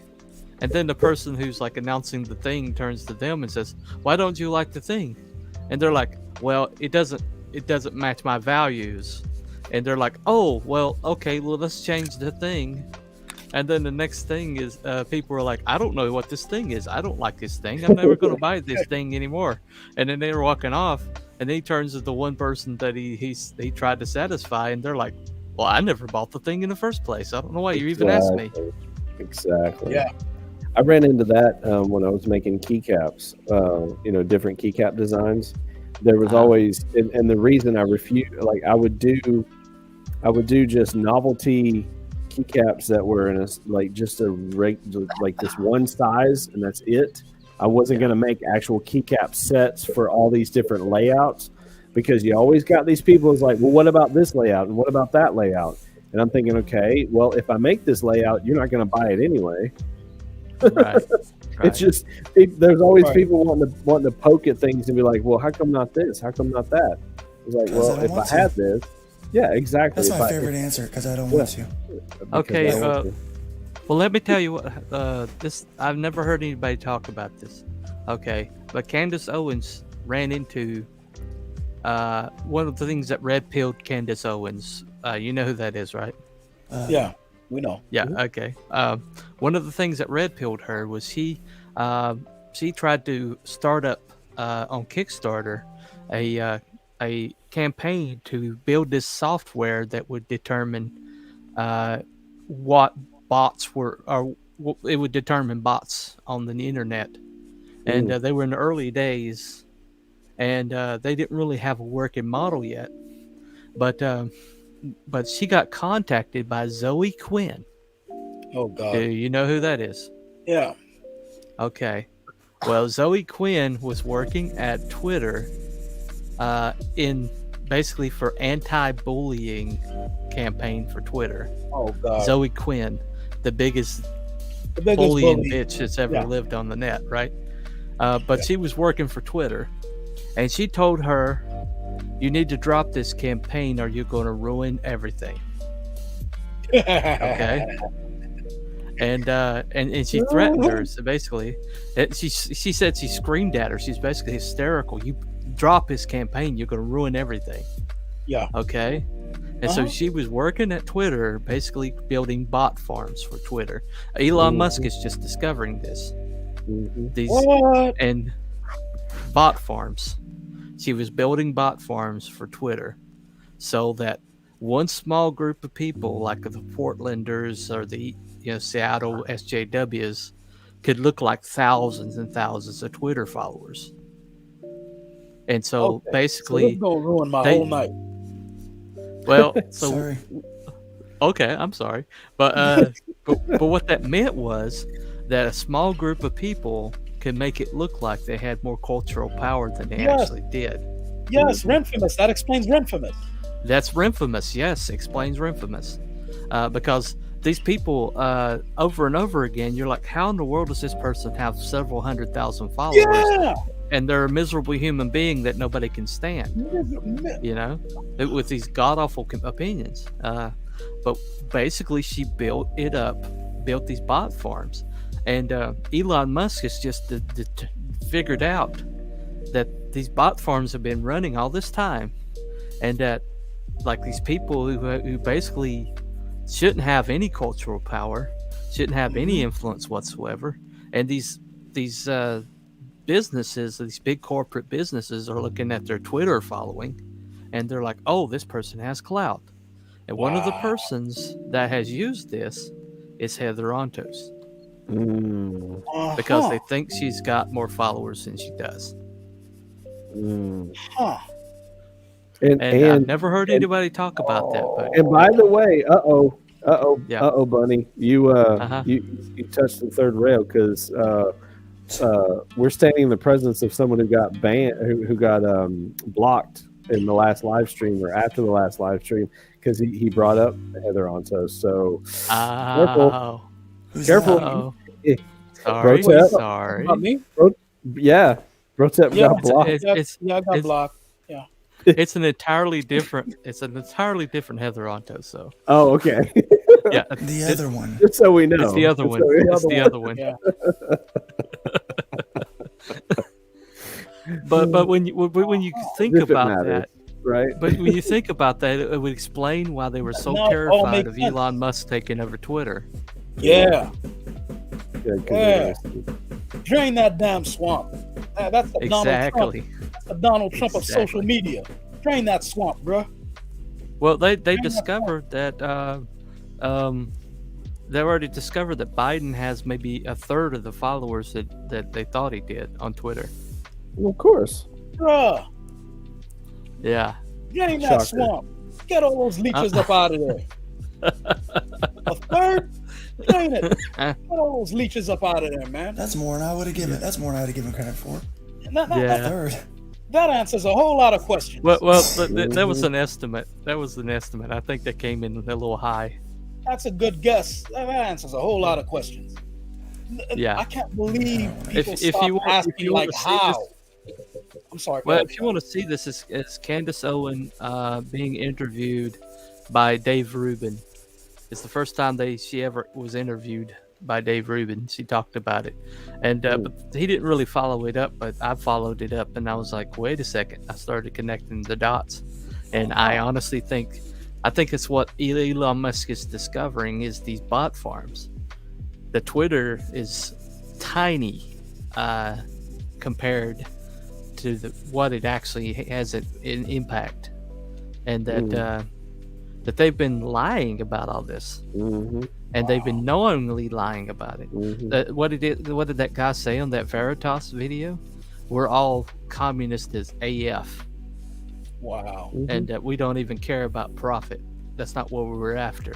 Exactly. That's the thing. It's not, and like you were just saying about movies, and these people, they're not going to make any money, and it's like, well, once you get that influential cultural capital, there's no like, why do you need money? Because you already control everything. So what? I mean, well, we were watching, actors that have been blacklisted. One of those lists, and all these old actors that have been blacklisted, it was because they wouldn't testify, with the states committee or whatever. Yeah. And my daughter was like, what's that all about? I said, well, they were hunting down communists, and they were finding out that Hollywood was a big source of communism. Yeah. And communist propaganda. So they were, so they were, if you wouldn't come and testify, you were clearly a communist. So you got blacklisted and banned. And the worst thing that they could say is that you're another McCarthy. But you know what? Maybe McCarthy was right. Yep. And so who told you that McCarthy was wrong? He took it too far, but did he honestly? After a while he took it too far, but honestly, up to that point, how was he taking it too far, or was he absolutely over the target? And so the one mistake that he made, they like highlighted it, and that's what they keep pointing to. But maybe he wasn't that wrong. Maybe look at far enough. Look at what's his name? The Razor Fist did that Hollywood was always red. Watch that video. It's very illuminating. Look, man, if you run a nation and then a group of people who are armed with the ideology of your country's avowed enemies start running propaganda inside of your country, that's an act of war. It is. Maybe he ain't take it far enough. You know what I'm saying? Like, right. Well, there's a guy in the 80s, a former KGB officer that came over here. I think his name is Brinsnikov or something. Yeah. There's videos of him, and he's basically giving out their playbook. Mm-hmm. And this was back in the 80s, and he was talking about, okay, they're going, first of all, they're going to get into these schools, they're going to get into universities, and it's going to spread out from there. Wow. Yeah, that's crazy.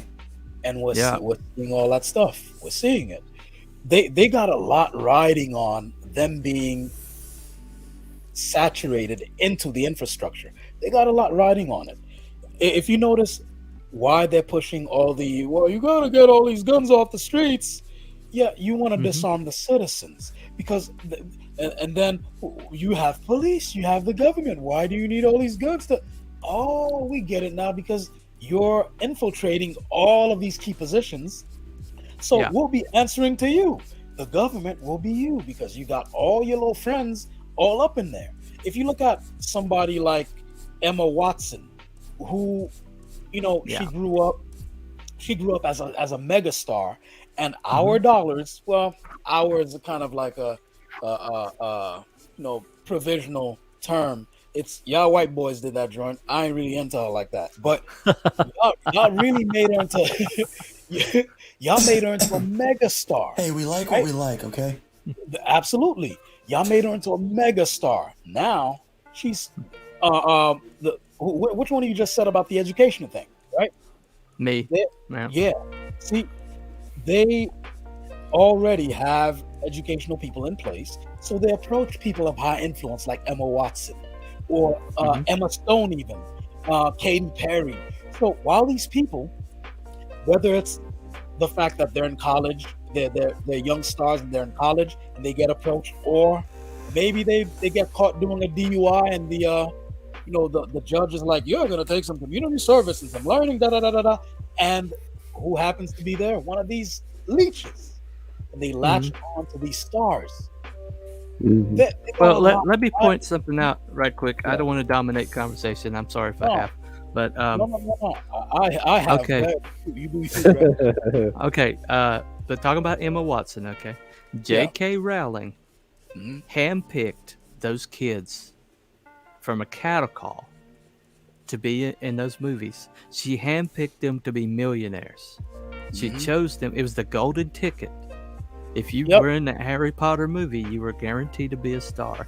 She handpicked them from obscurity and put them in these movies, and they rode that for 8 movies. Okay. Talk about winning the lotto.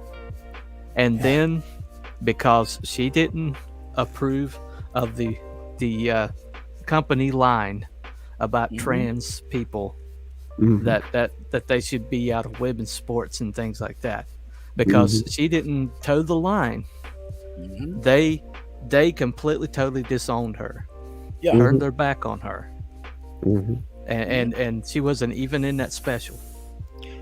After she saved their life. After she took them out of obscurity.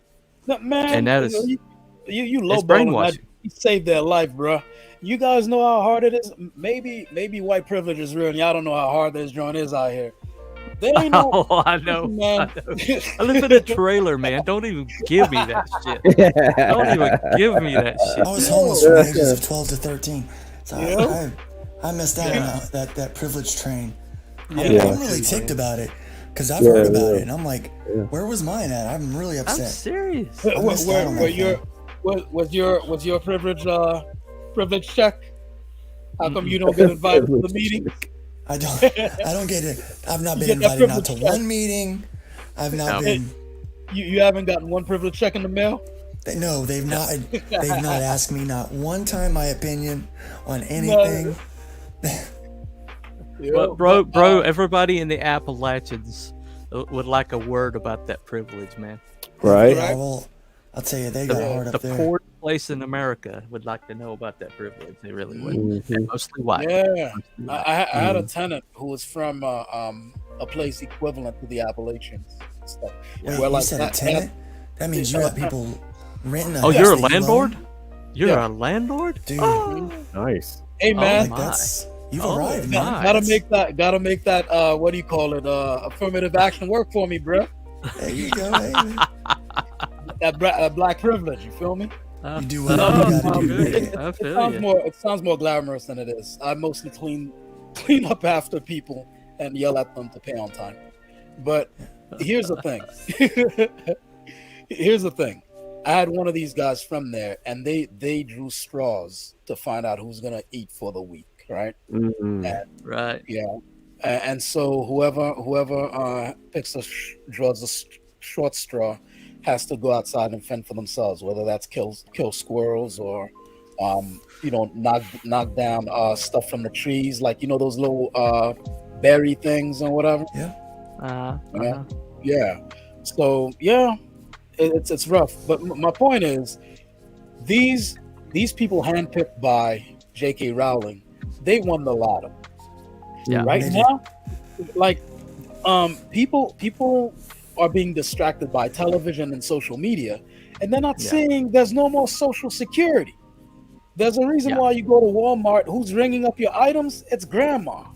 Yeah. Even the older generation social security is not enough to support them. You think there's going to be social security for you? Not a chance, man. And then these 3 or 4 ingrates, however many of them that it's a trio, right?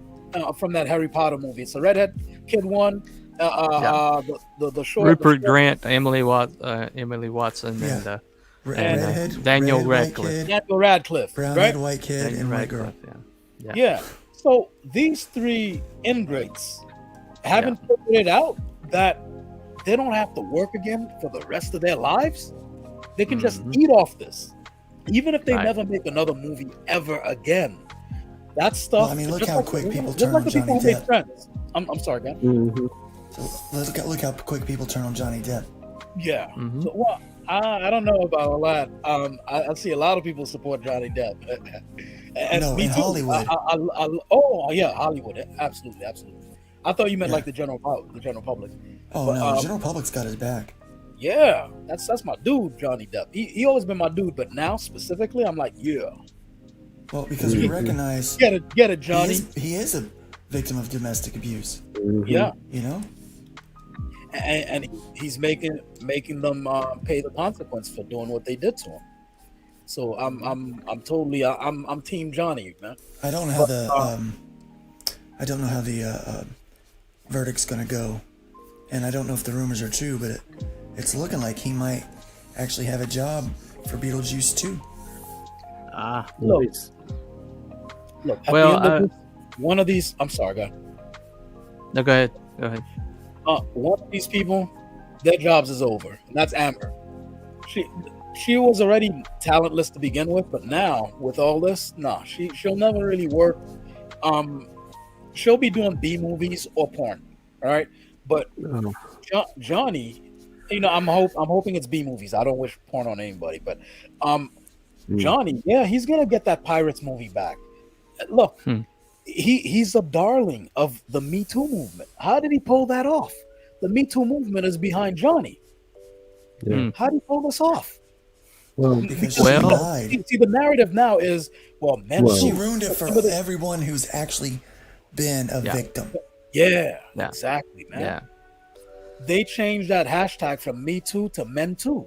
I was like, what? Because when I saw oh, Johnny, what are you Holy doing? crap. Johnny? Well, first, I saw hold on. I saw justice first for it was- Johnny. First, Yeah, it so was me. Johnny First, it was Men me poo. Okay, it was me Me poo, Poo. right? Yeah, That was the right. first change, So, and then it went to men too because they realized, oh yeah, this guy, he's putting through all this, and then not to mention the way she looks as they're like retelling this stuff. The it's almost like she's reliving it and just living in that moment of And enjoying it. exactly. And I mean, okay, so is she trying to lose this? I don't think she. I think it's a mental thing. I think she's not cognizant. Like she can't. I don't think she fully understands the gravity of everything. I think that's Well, why she's Johnny been a wanted this pretty thing to be- woman in America. Yeah, exactly. That Well, explains it. That's that pretty women privilege, man. so They, that- they do have Pretty privilege. woman privilege. I'll That be is honest with real. you. White privilege Pretty- ain't real, but Well, pretty woman pretty privilege. people That have joint is privilege. Pretty Yeah. people do have privilege. real.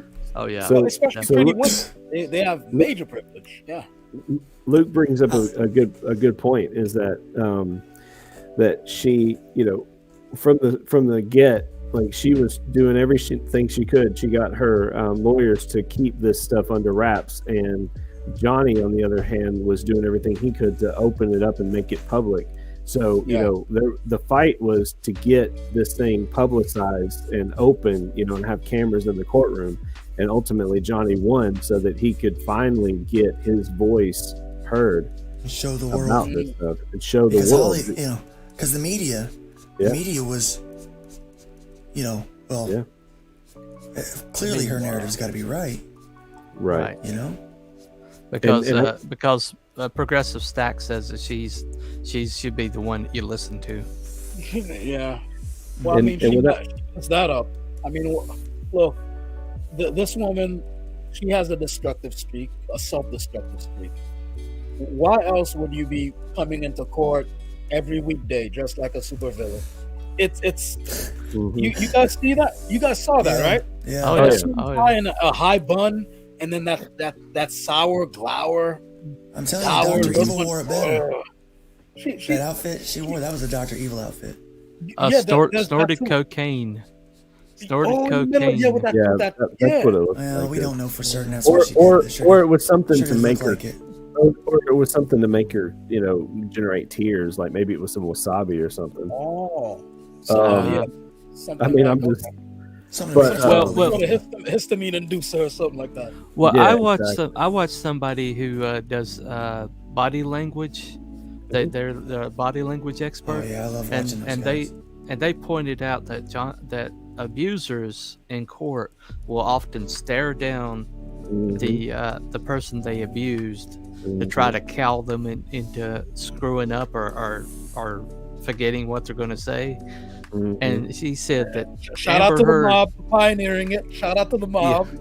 yeah, and she said that the people that are abused seldom meet the abuser's eyes, And if Yeah. you watch that trial, Johnny Mhm. Depp never looked at her once, and she Nope. stared at him the whole damn Staring trial. him down. Yep. She Stared kept trying to him get down him the to whole and trial. kept trying to She get was him to kept see her, looking like for him. just look at her. Mhm. Yeah. And well, I can.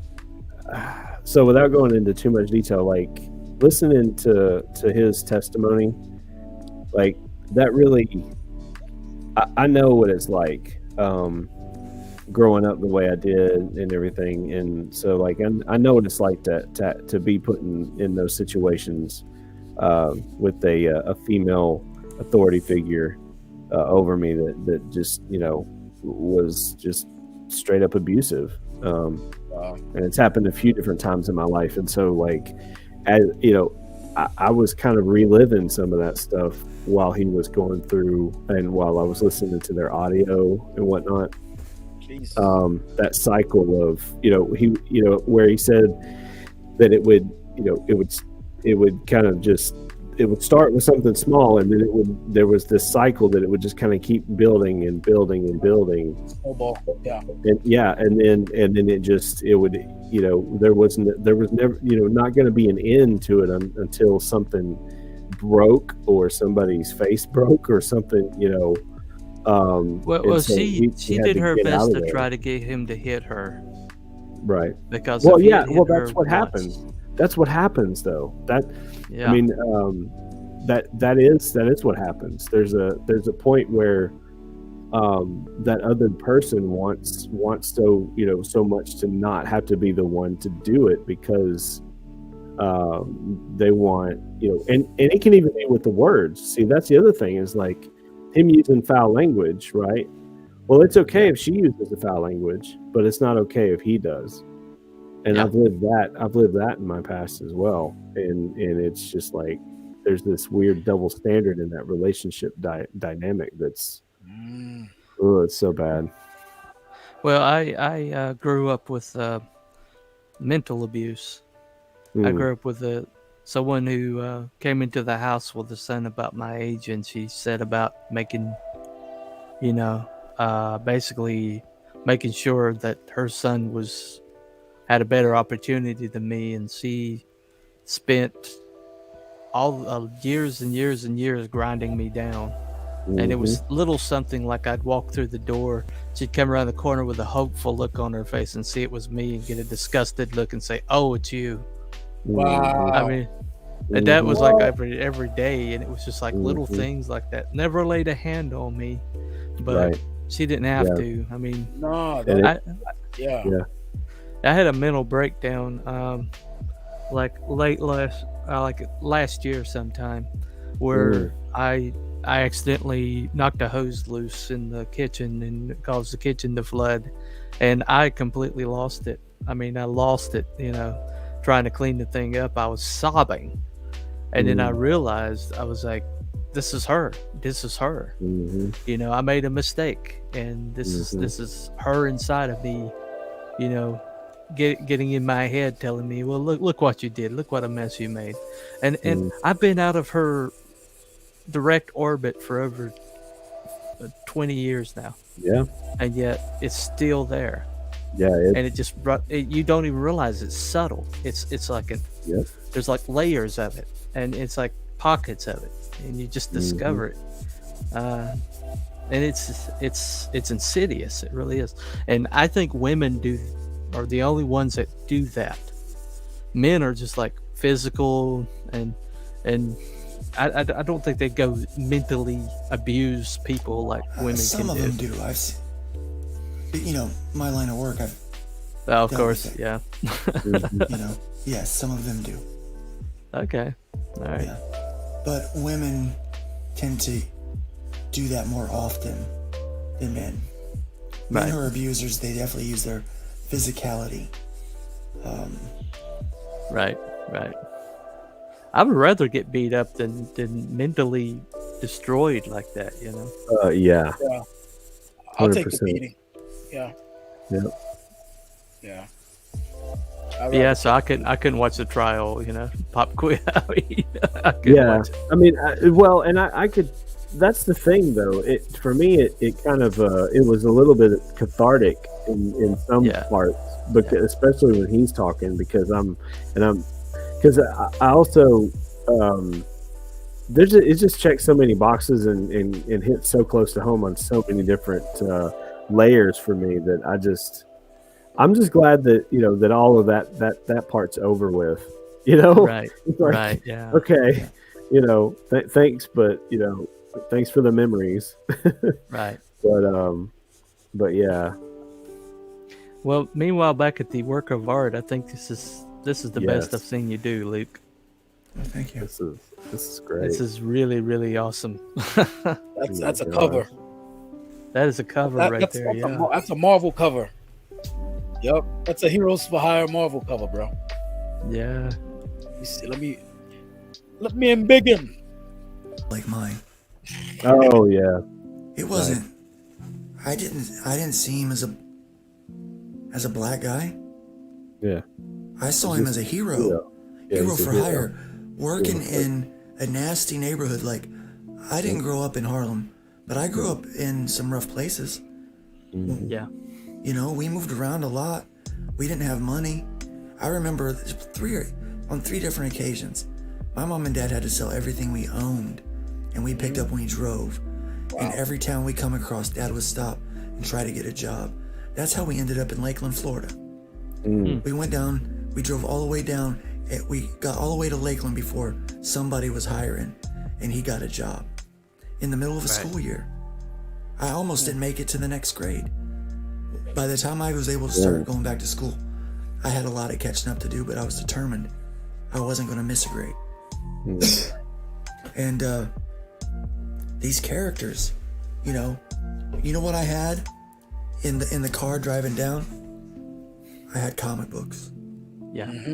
I had my comic books, and I had my heroes, and I had these people that came from hard places that chose to do the right thing.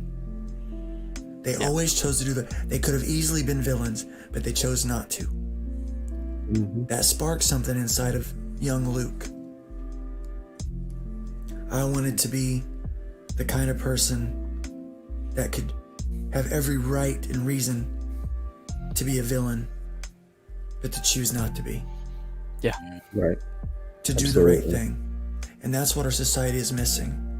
People that love doing the wrong thing have stripped our heroes away. They've stripped them away from the kids. They've stripped them away from, I think, black communities. Yep. Yeah. Hispanic communities, Asian communities. They're just stripping them away. There was a day when being a man was something to be proud of. I'm still trying to teach my son how to be a man, a chivalrous man, and a gentleman. Yeah. Luke Cage was a man. Yep. He was a man Oh yeah. that took care of people that couldn't take care of themselves. And now he's a babysitter. Yeah. Oh God.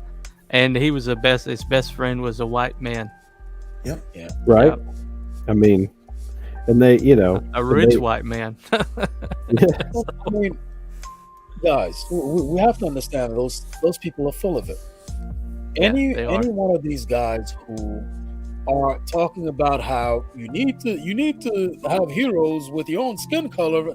Obviously, these people have never met black guys who grew up with Bruce Lee as a poster on their wall and Luke Skywalker on the other wall. Bruce Lee, come on, man, yeah. Right? Don't even get me started. I mean, these guys. Clearly, they never met those dudes. Yeah. And You so, don't care. Oh, yeah. Friend of mine, black guy, his favorite he's superhero, Superman. Got a Superman tattoo on his arm. I mean, maybe I don't want to speak for him. Maybe he'd like to see a black Superman, but I know I don't know. I mean, I wouldn't.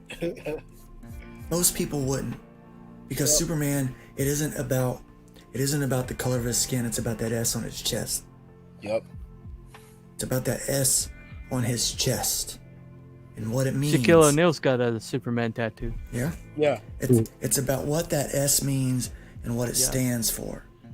And I think that's the thing with Comicsgate. Right. It's about what it stands for. Now, there's a lot of people, and there's infighting. I'll be honest with you, there is, and it's I'm not happy with it. I'm not happy with the infighting, but the truth is, there's always going to be some of that because not everyone understands what the movement is about, and truthfully, the movement means different things to different people. Yes, Right. that's true. But at the end of the day, it's It means pushing back, yeah. go back against what I actually people used that a made Luke phrase Cage today. into a babysitter. Yeah. On the way home from church today, I was actually talking with my family, and I said a phrase that is notoriously King James. But we were talking about there's not a lot of people that kick against the pricks. Yeah. And I explained that. I said a lot of people, they've done a lot of studies. Will go with the flow. They go with majority rule because they don't want to stand out, or they're just not built for that. But God has designed a few people that, those cattle prods trying to move the cattle along, that will kick against those pricks. To say, no, I'm not going to go with the flow. I'm not going to do that. I said, unfortunately, God chose to make me one of those people. Yeah. I mean, it's just the truth. God chose to make me one of those people. I don't go with the flow. I fight. I fight the process a lot. And I see that happening with the Comicsgate movement. And I see that happening with some of these political movements. And I see some of that happening with these religious movements inside of our community, saying it doesn't matter, Republican, Democrat, whatever, white, black, Hispanic, doesn't matter. We got to help each other. We're in this together. We got to do this together. It's we got to transcend all of that stupid negative stuff because it goes beyond that. And it scares them to death to see that. It scares them to death. They know we're diverse. That's why they want rid of us. That's why they want us to break us up. Because we've discovered in Comicsgate, we've discovered the secret that they're not about diversity. They're about conformity. And I mean, I've got my best friend. One of my best friends at Comicsgate is Wolfsbane Comics, and Aaron Wolfsbane Comics, man, from New Jersey, black guy from New Jersey. Love that guy. Rion, is Rion or Ryan? I can't remember what we decided. Rion. Yeah, Rion. Rion. Good night, Rion. Have a wonderful night. Thanks for coming in and joining us. Appreciate having you here for the conversation. Can't wait till you see colors on this one, Luke. I'm sending it off to the colorist tonight. Sick. Is this going to be another Edgar special? Yeah, I think it will be. Nice. Yeah, Edgar's doing a really good job with this stuff. Yes, he is. Yeah, he's been doing quite well. I think this is a good stream too. I think this is going to sell your channel pretty good. Well, I hope so. I hope people can come in and find some positivity. They can find something a little different.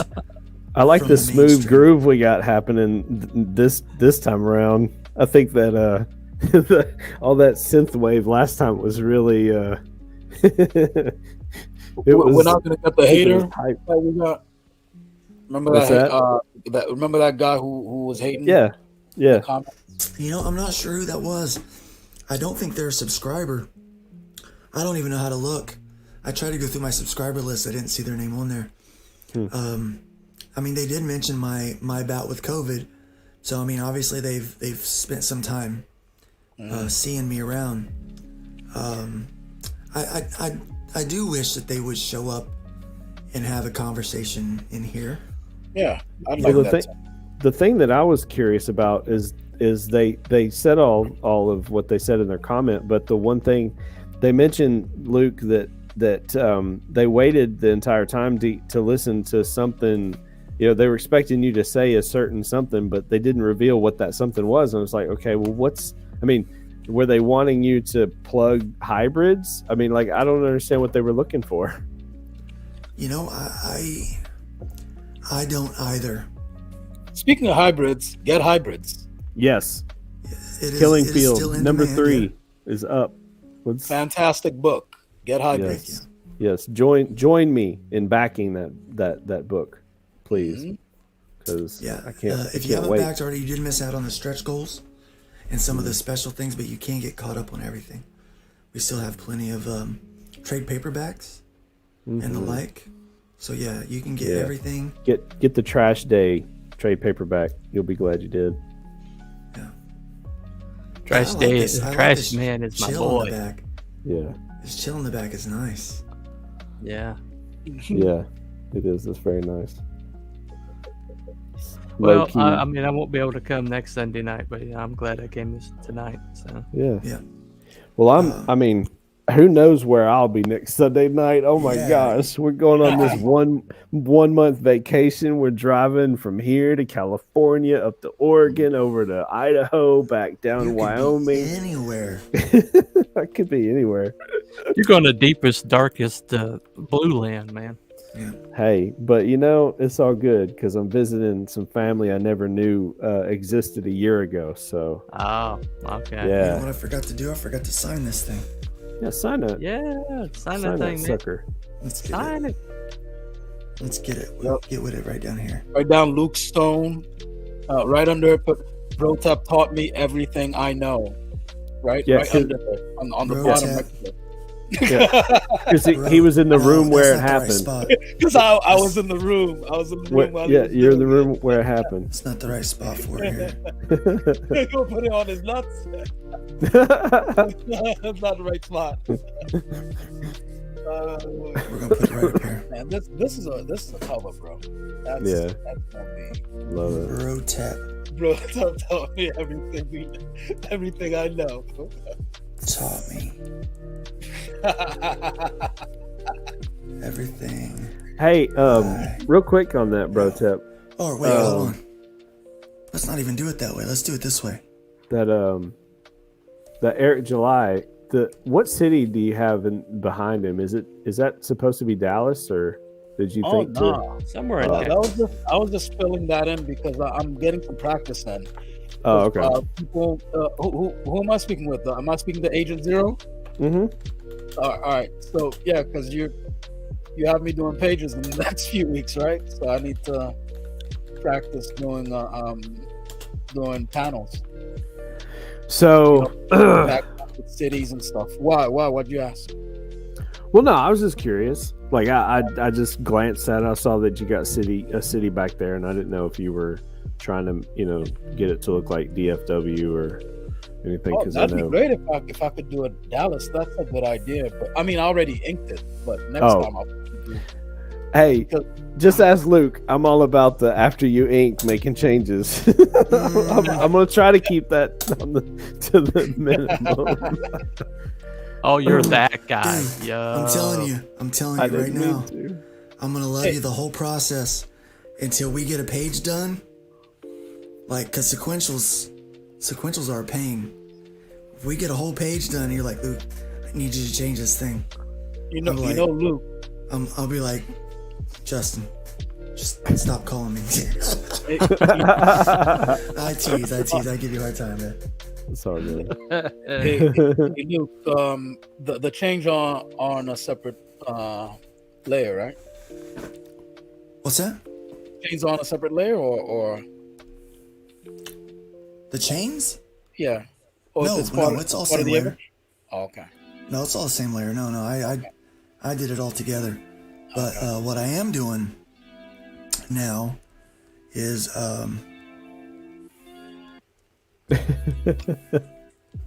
I was thinking you could type "ask me about my toxic masculinity" and put it on a shirt.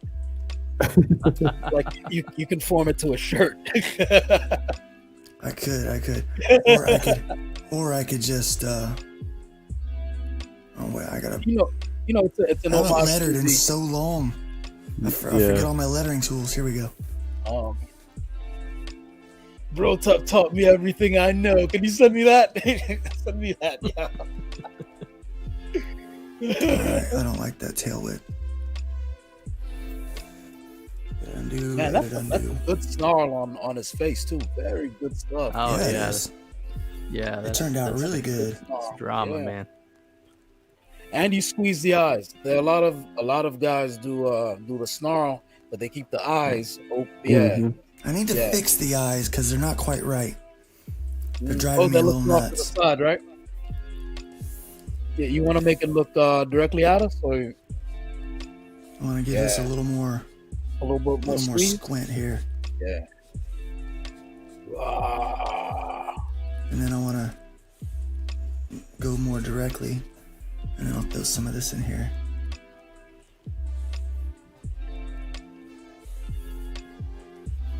Give a little sparkle in that eye, like a ring light's on him. Yeah, that's good. Brotep taught me everything I know. I love it. I will put that on Twitter. That's what's up. Be like, my boy Luke. I got you. You should change your name to Brotep the Pencil Pimp on there. Oh yeah, so that they know. Yeah, that way you can cross it or something. Let me. I mean, I can actually change the name to the channel's name to consolidate, the branding. Yeah. Mm-hmm. There you go. Yeah. Protep taught me everything I know about busting chains. As he's breaking the chains. There you go. Then Renfremus is gonna come through. Oh, you like being that little do boy? Having their little black jokes with the chains? She's come at me before, you guys know that, right? Really? Yeah. Yeah.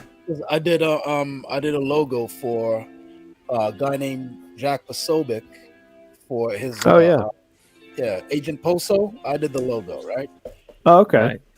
Yeah. And she was like, so how does it feel to be a black guy doing work for a neo-Nazi? It's like, on what planet is Jack Posobiec a neo-Nazi? And then she For real. proceeded to throw a bunch of images like some sort of FBI string board. Like, you see, Jack Posobiec was in the photo with Richard Spencer. Richard Spencer is in a photo with David Duke, and David Duke is a grand wizard of the Ku Klux Klan. I was like, okay, so these people happen to be in a party, and someone ambushed them for a photo, which is what happened to Jack Posobiec. But you can't tell these people anything, man. No, you can't. They'll They'll take one event and make that the exception the rule. That's part of their playbook. Spencer himself denoted how disgusting he finds Jack Posobiec.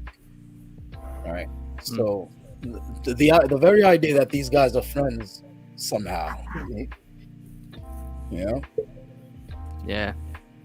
But yeah, she came after me. She was like, Well, you got off the plantations, and she came to bring you back. Yikes. Apparently, I'm supposed to call you guys out for your privilege. Well, All right. Feel free. All that Feel free. white I'm fine with it. privilege.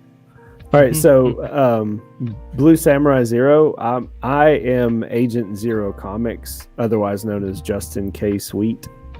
Here's what I can do. And then Bunny, speak up, Bunny, because he's trying to figure Hello. out who we are.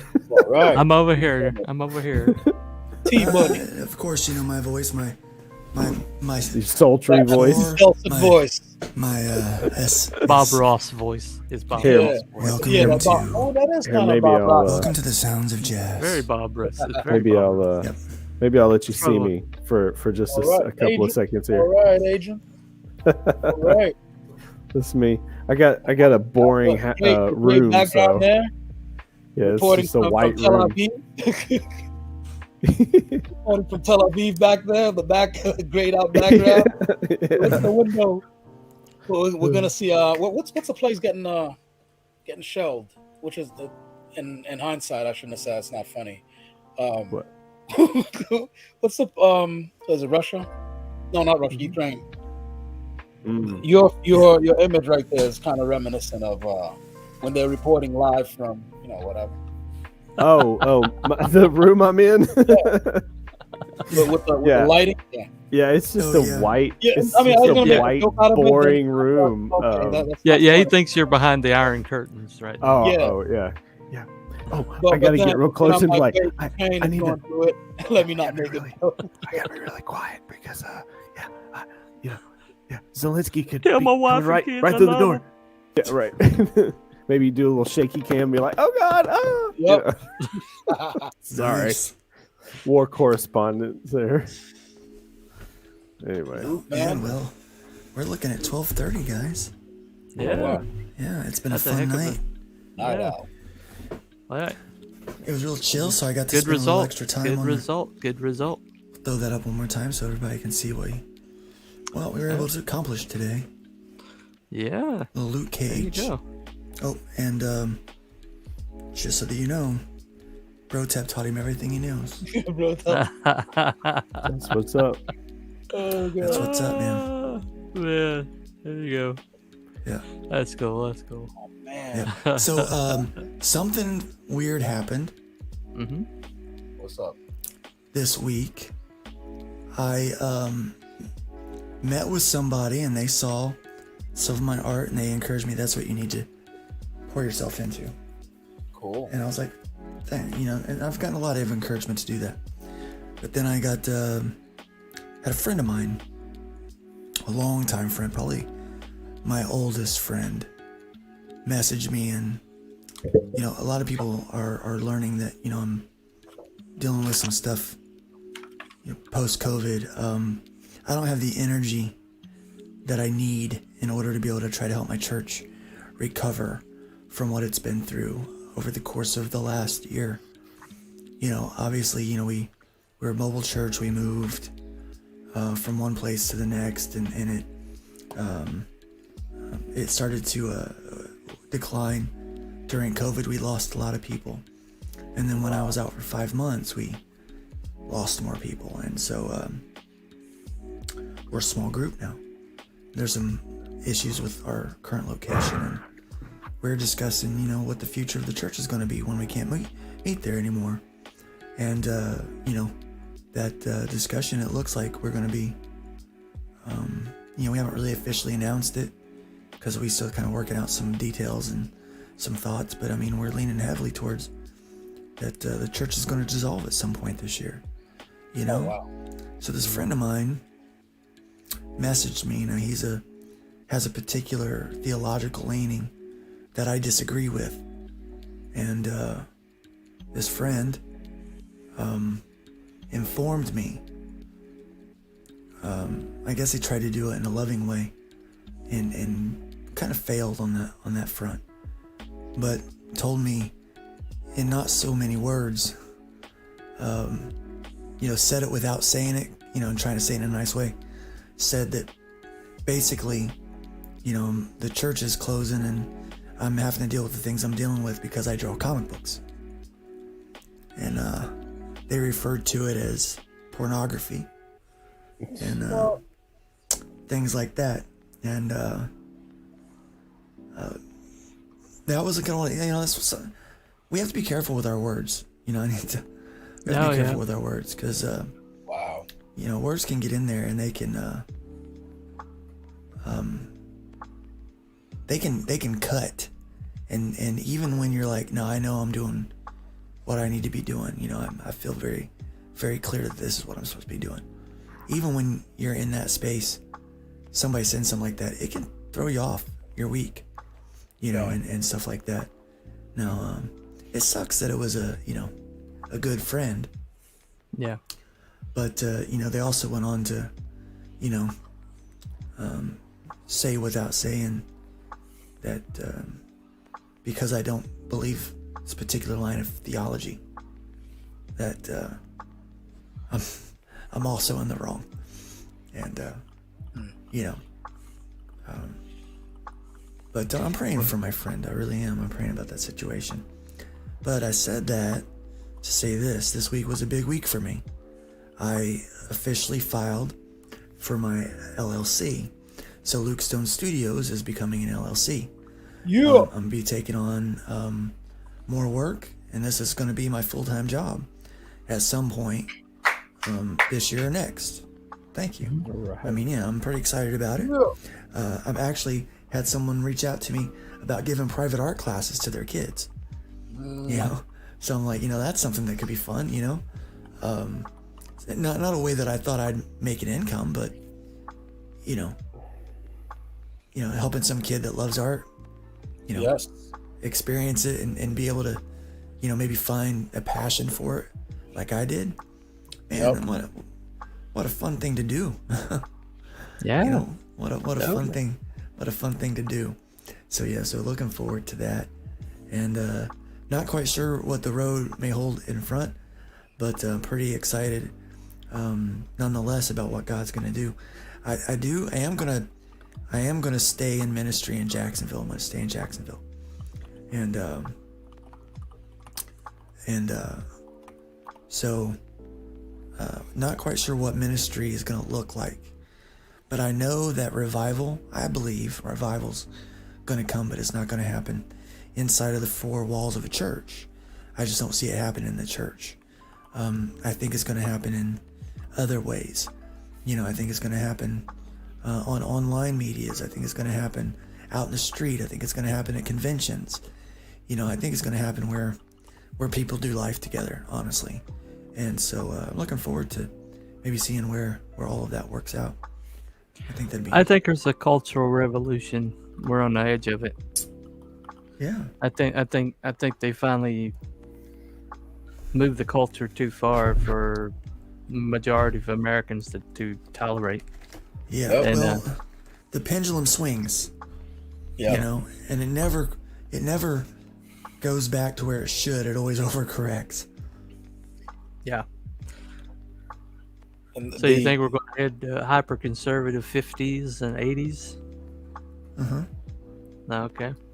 And the 90s were pretty good. Yeah. It's time the culture starts pushing back. Yeah. All right. Because the thing is, they didn't expect what's happening. Remember that all of these new findings are coming out, where they said how many people believe in white privilege, how many people what's the demographic of gays and trans and stuff like that, right? And they found out that when you ask normal people, they overestimate what the amount of the LGBT alphabet soup nonsense is. They're thinking 20%, 30%, which is crazy. But what it is, it shines a big light on the propaganda that's being pushed on the population, right? When they're asking how many people are into this race stuff, white people be be evil, right? CRT, right? Yeah, CRT. Thank you. That's what I was looking for. And they're seeing how many parents are like, no, I'm not letting you teach my kids that, right? So they weren't expecting this pushback, right? So the culture's pushing back, and I'm happy. I'm very happy. Yeah. Well, all the 600 genders, they didn't expect people to be like, what? There are a couple of places where I am where they're doing what gender are you? And I see male, female, other. Now I look over at the person who hands me the sheet like, I'm sorry, what? They throw their hands up.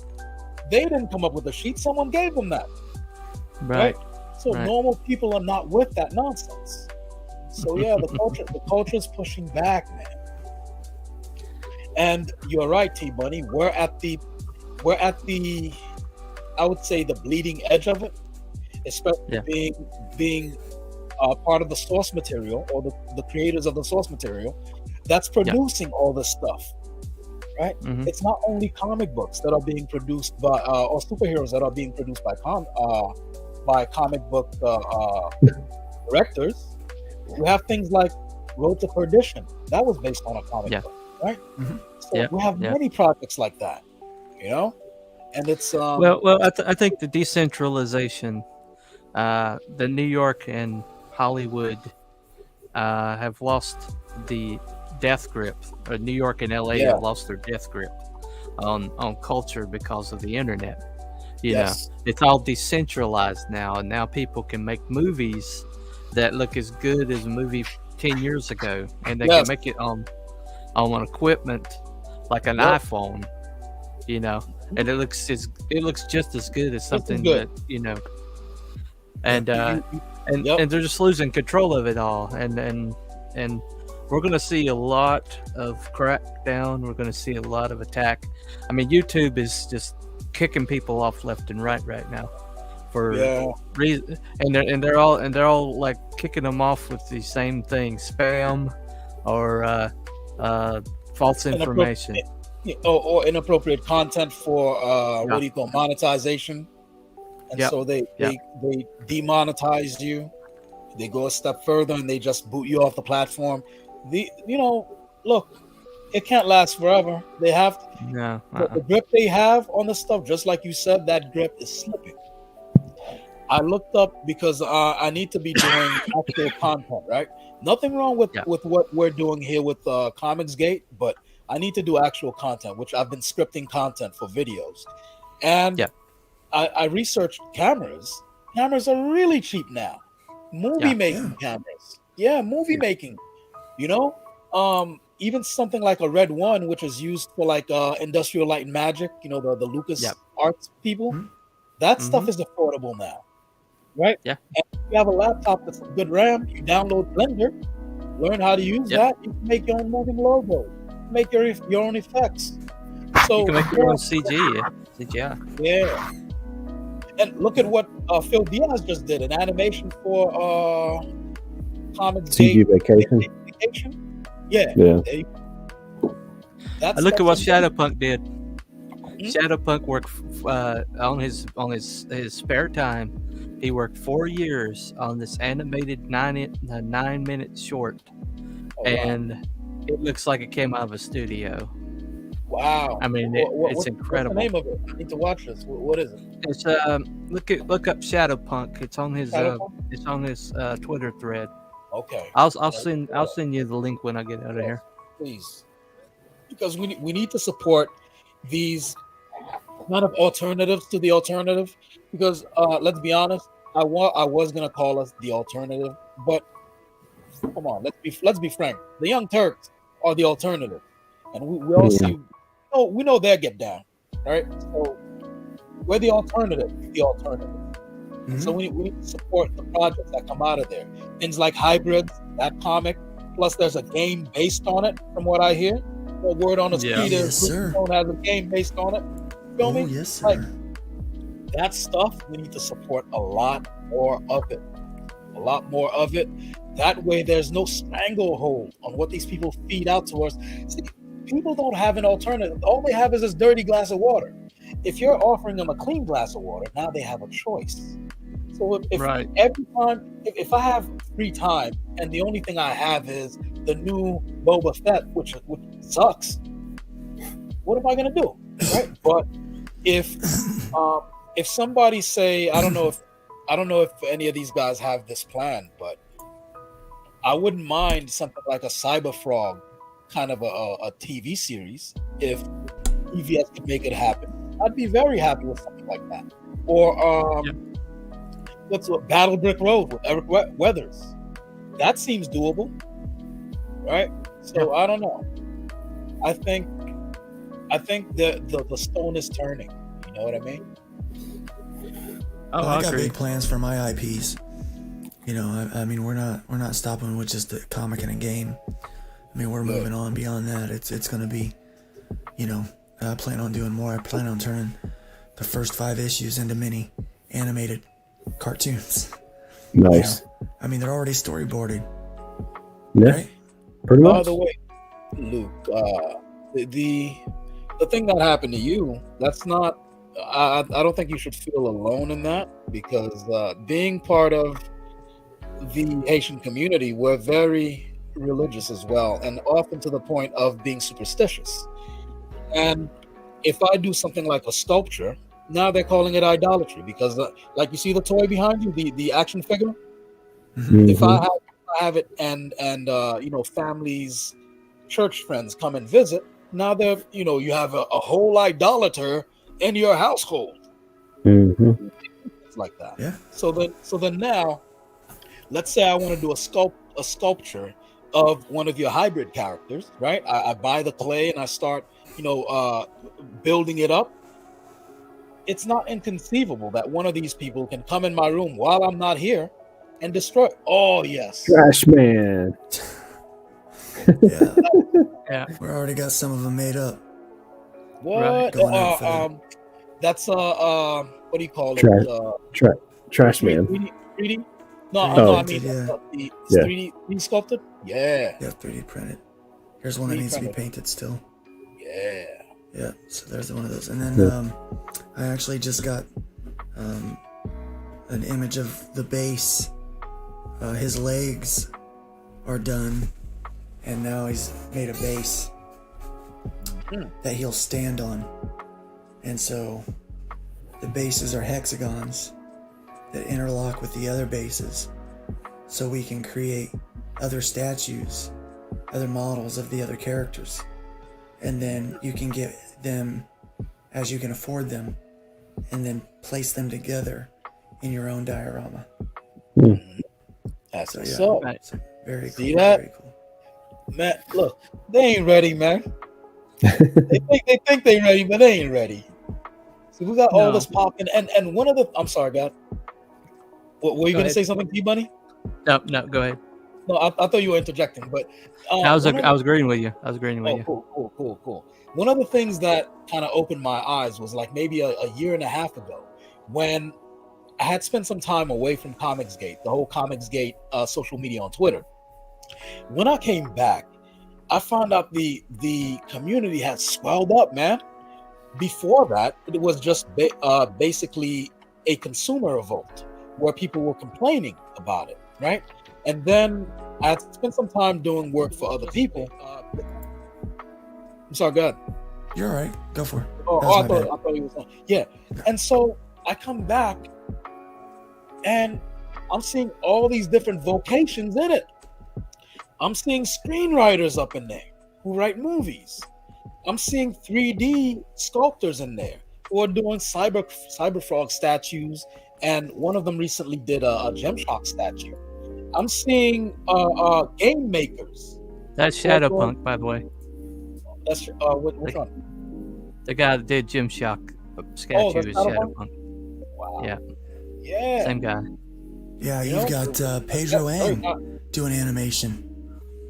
and you got That man's animators good. in there, right? Animators. You got sculptors. You got screenwriters. You have printers. Several different people were in there.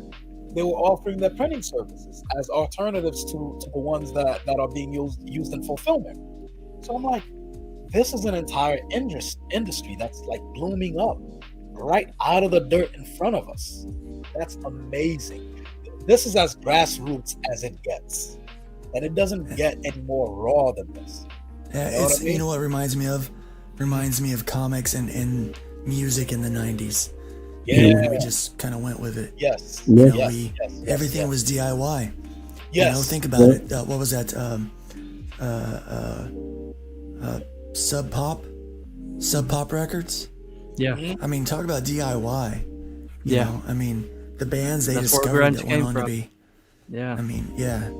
I heck, just they put had, that link to that little animated movie. Cool. If you want to watch it, it's in the private chat. you know, you can stick that link. I just modded you. You're already modded. You can put in the chat for Okay. people so that they can follow that link as well. Check that out. I think it'd be great if people watched it. Yeah, I'm going there right now to give him a sub. I'll give him Yep. a sub right now. He's a Well, great kid. It's almost midnight where I'm at, so Well, it is getting it. almost one where I'm at. I'm So I think getting it's a good time to tired. close this thing down. I do. I think it's a real good time to close this thing down. So, Oh wow, this looks great. Yeah. Thanks, guys, for coming and hanging out with me tonight. It Yeah. was a lot of fun. Absolutely, Have fun. our pleasure entirely, Yeah. bro. And yeah, thanks. And thanks to the chat and everybody to giving the idea on what to draw. Yeah. Yes. You know, yeah, that worked out really well. I Please did. remember to I like, did. comment, subscribe, hit that bell for notifications. If you're on any social media platform, go ahead and spare a link to this video, a link to this platform. Let's let this channel grow. Yeah. Luke's casa is su casa. Absolutely. Yeah. If you're out there and you enjoy the content, please leave a comment. Let us know if you want to see more stuff like this. Also, I've been doing a number of tutorial things called the Comics Project. If that is working for you and you want more of that, if there's any things that you're interested in as far as topics to cover, let me know about that as well. Would absolutely love that kind of feedback. And we do have channel membership and super chats and super thanks and all that good stuff. So if you do see fit to maybe help support me in my endeavor to make this a full-time gig, that would be much appreciated. And, Absolutely. so let's go around and tell everybody where they can find you. When you get the big screen, it's your turn. Oh boy. All right. I'm known on here as Brotep the N-word nerd, but on Twitter I can be found as the Pencil Pimp. I'm gonna actually consolidate the branding a bit more so you can find me on there easier. But I'm open for commissions, so go ahead, come on there and see what you like, see what kind of skills I have to offer, and if it's right for your project, hit me up in my DMs. All right. And also, Brotep the N-word nerd, go ahead and share a link to my platform as well. Go ahead, give me a sub, some of my videos, right? And I'll be making more videos on that platform. Absolutely. You're up, dude. Hey. All right. Well, I'm Justin K. Sweet, Agent Zero Comics. I've tried to change my moniker a little bit. Didn't seem to take or didn't feel right. So I just thought everyone knows me as Agent Zero, so I figured I'd slap comics on the end of it. Why? Because I'm working on a book with Luke Stone Studios, and yeah, we're working on this book called Chrome Dog, and it's trying to make a start. You can find me on Twitter. I have a YouTube channel, but I haven't done anything with it yet. But yeah, we'll see how it goes. On Twitter, you can find me at Justin K Sweet, all one beautiful word, and you'll see me there. I've got Chrome Dog in my Twitter bio, and I have a link in my Twitter bio for you to click and subscribe to the mailing list for Chrome Dog, which is coming up in the next few months. So, yeah. Alrighty. I'm Telepathic Bunny from Telepathic Bunny Comics, also known as Cooper. T Bunny if you're nasty. I'm also I'm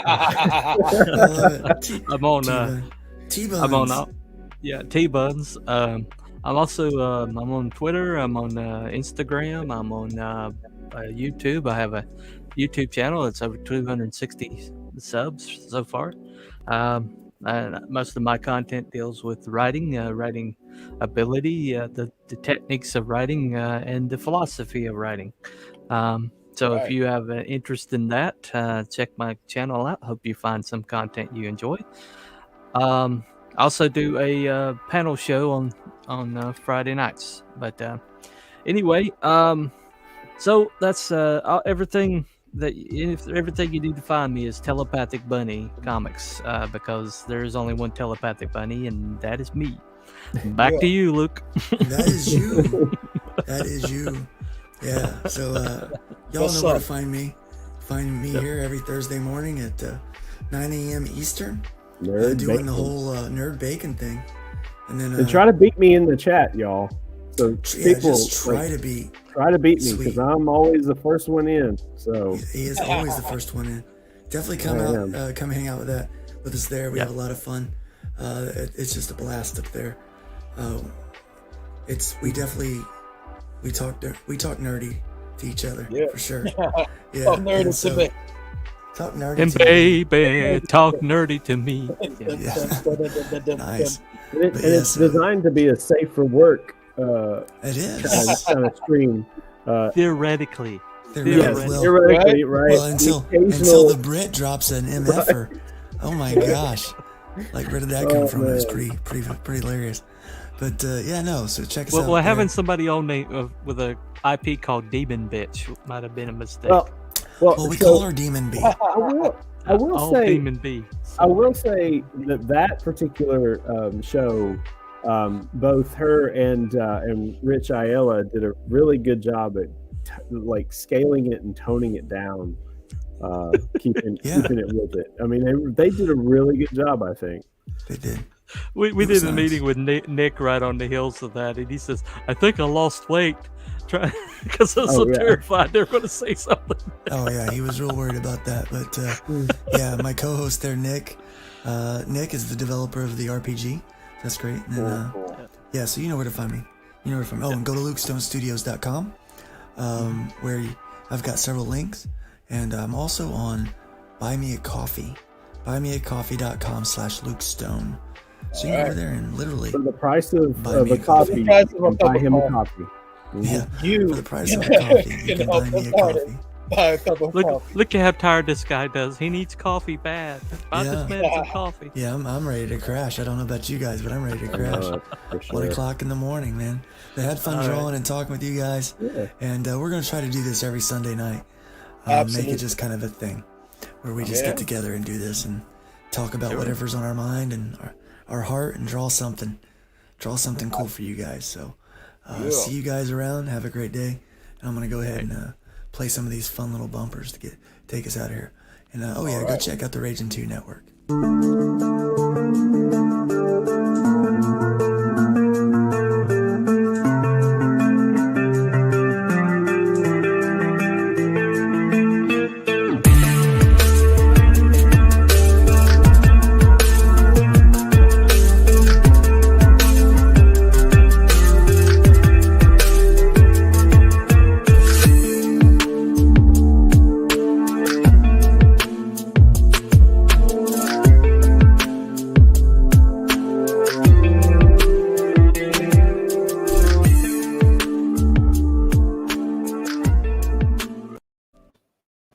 Comics are awesome. Yes, they are. Yes, they are.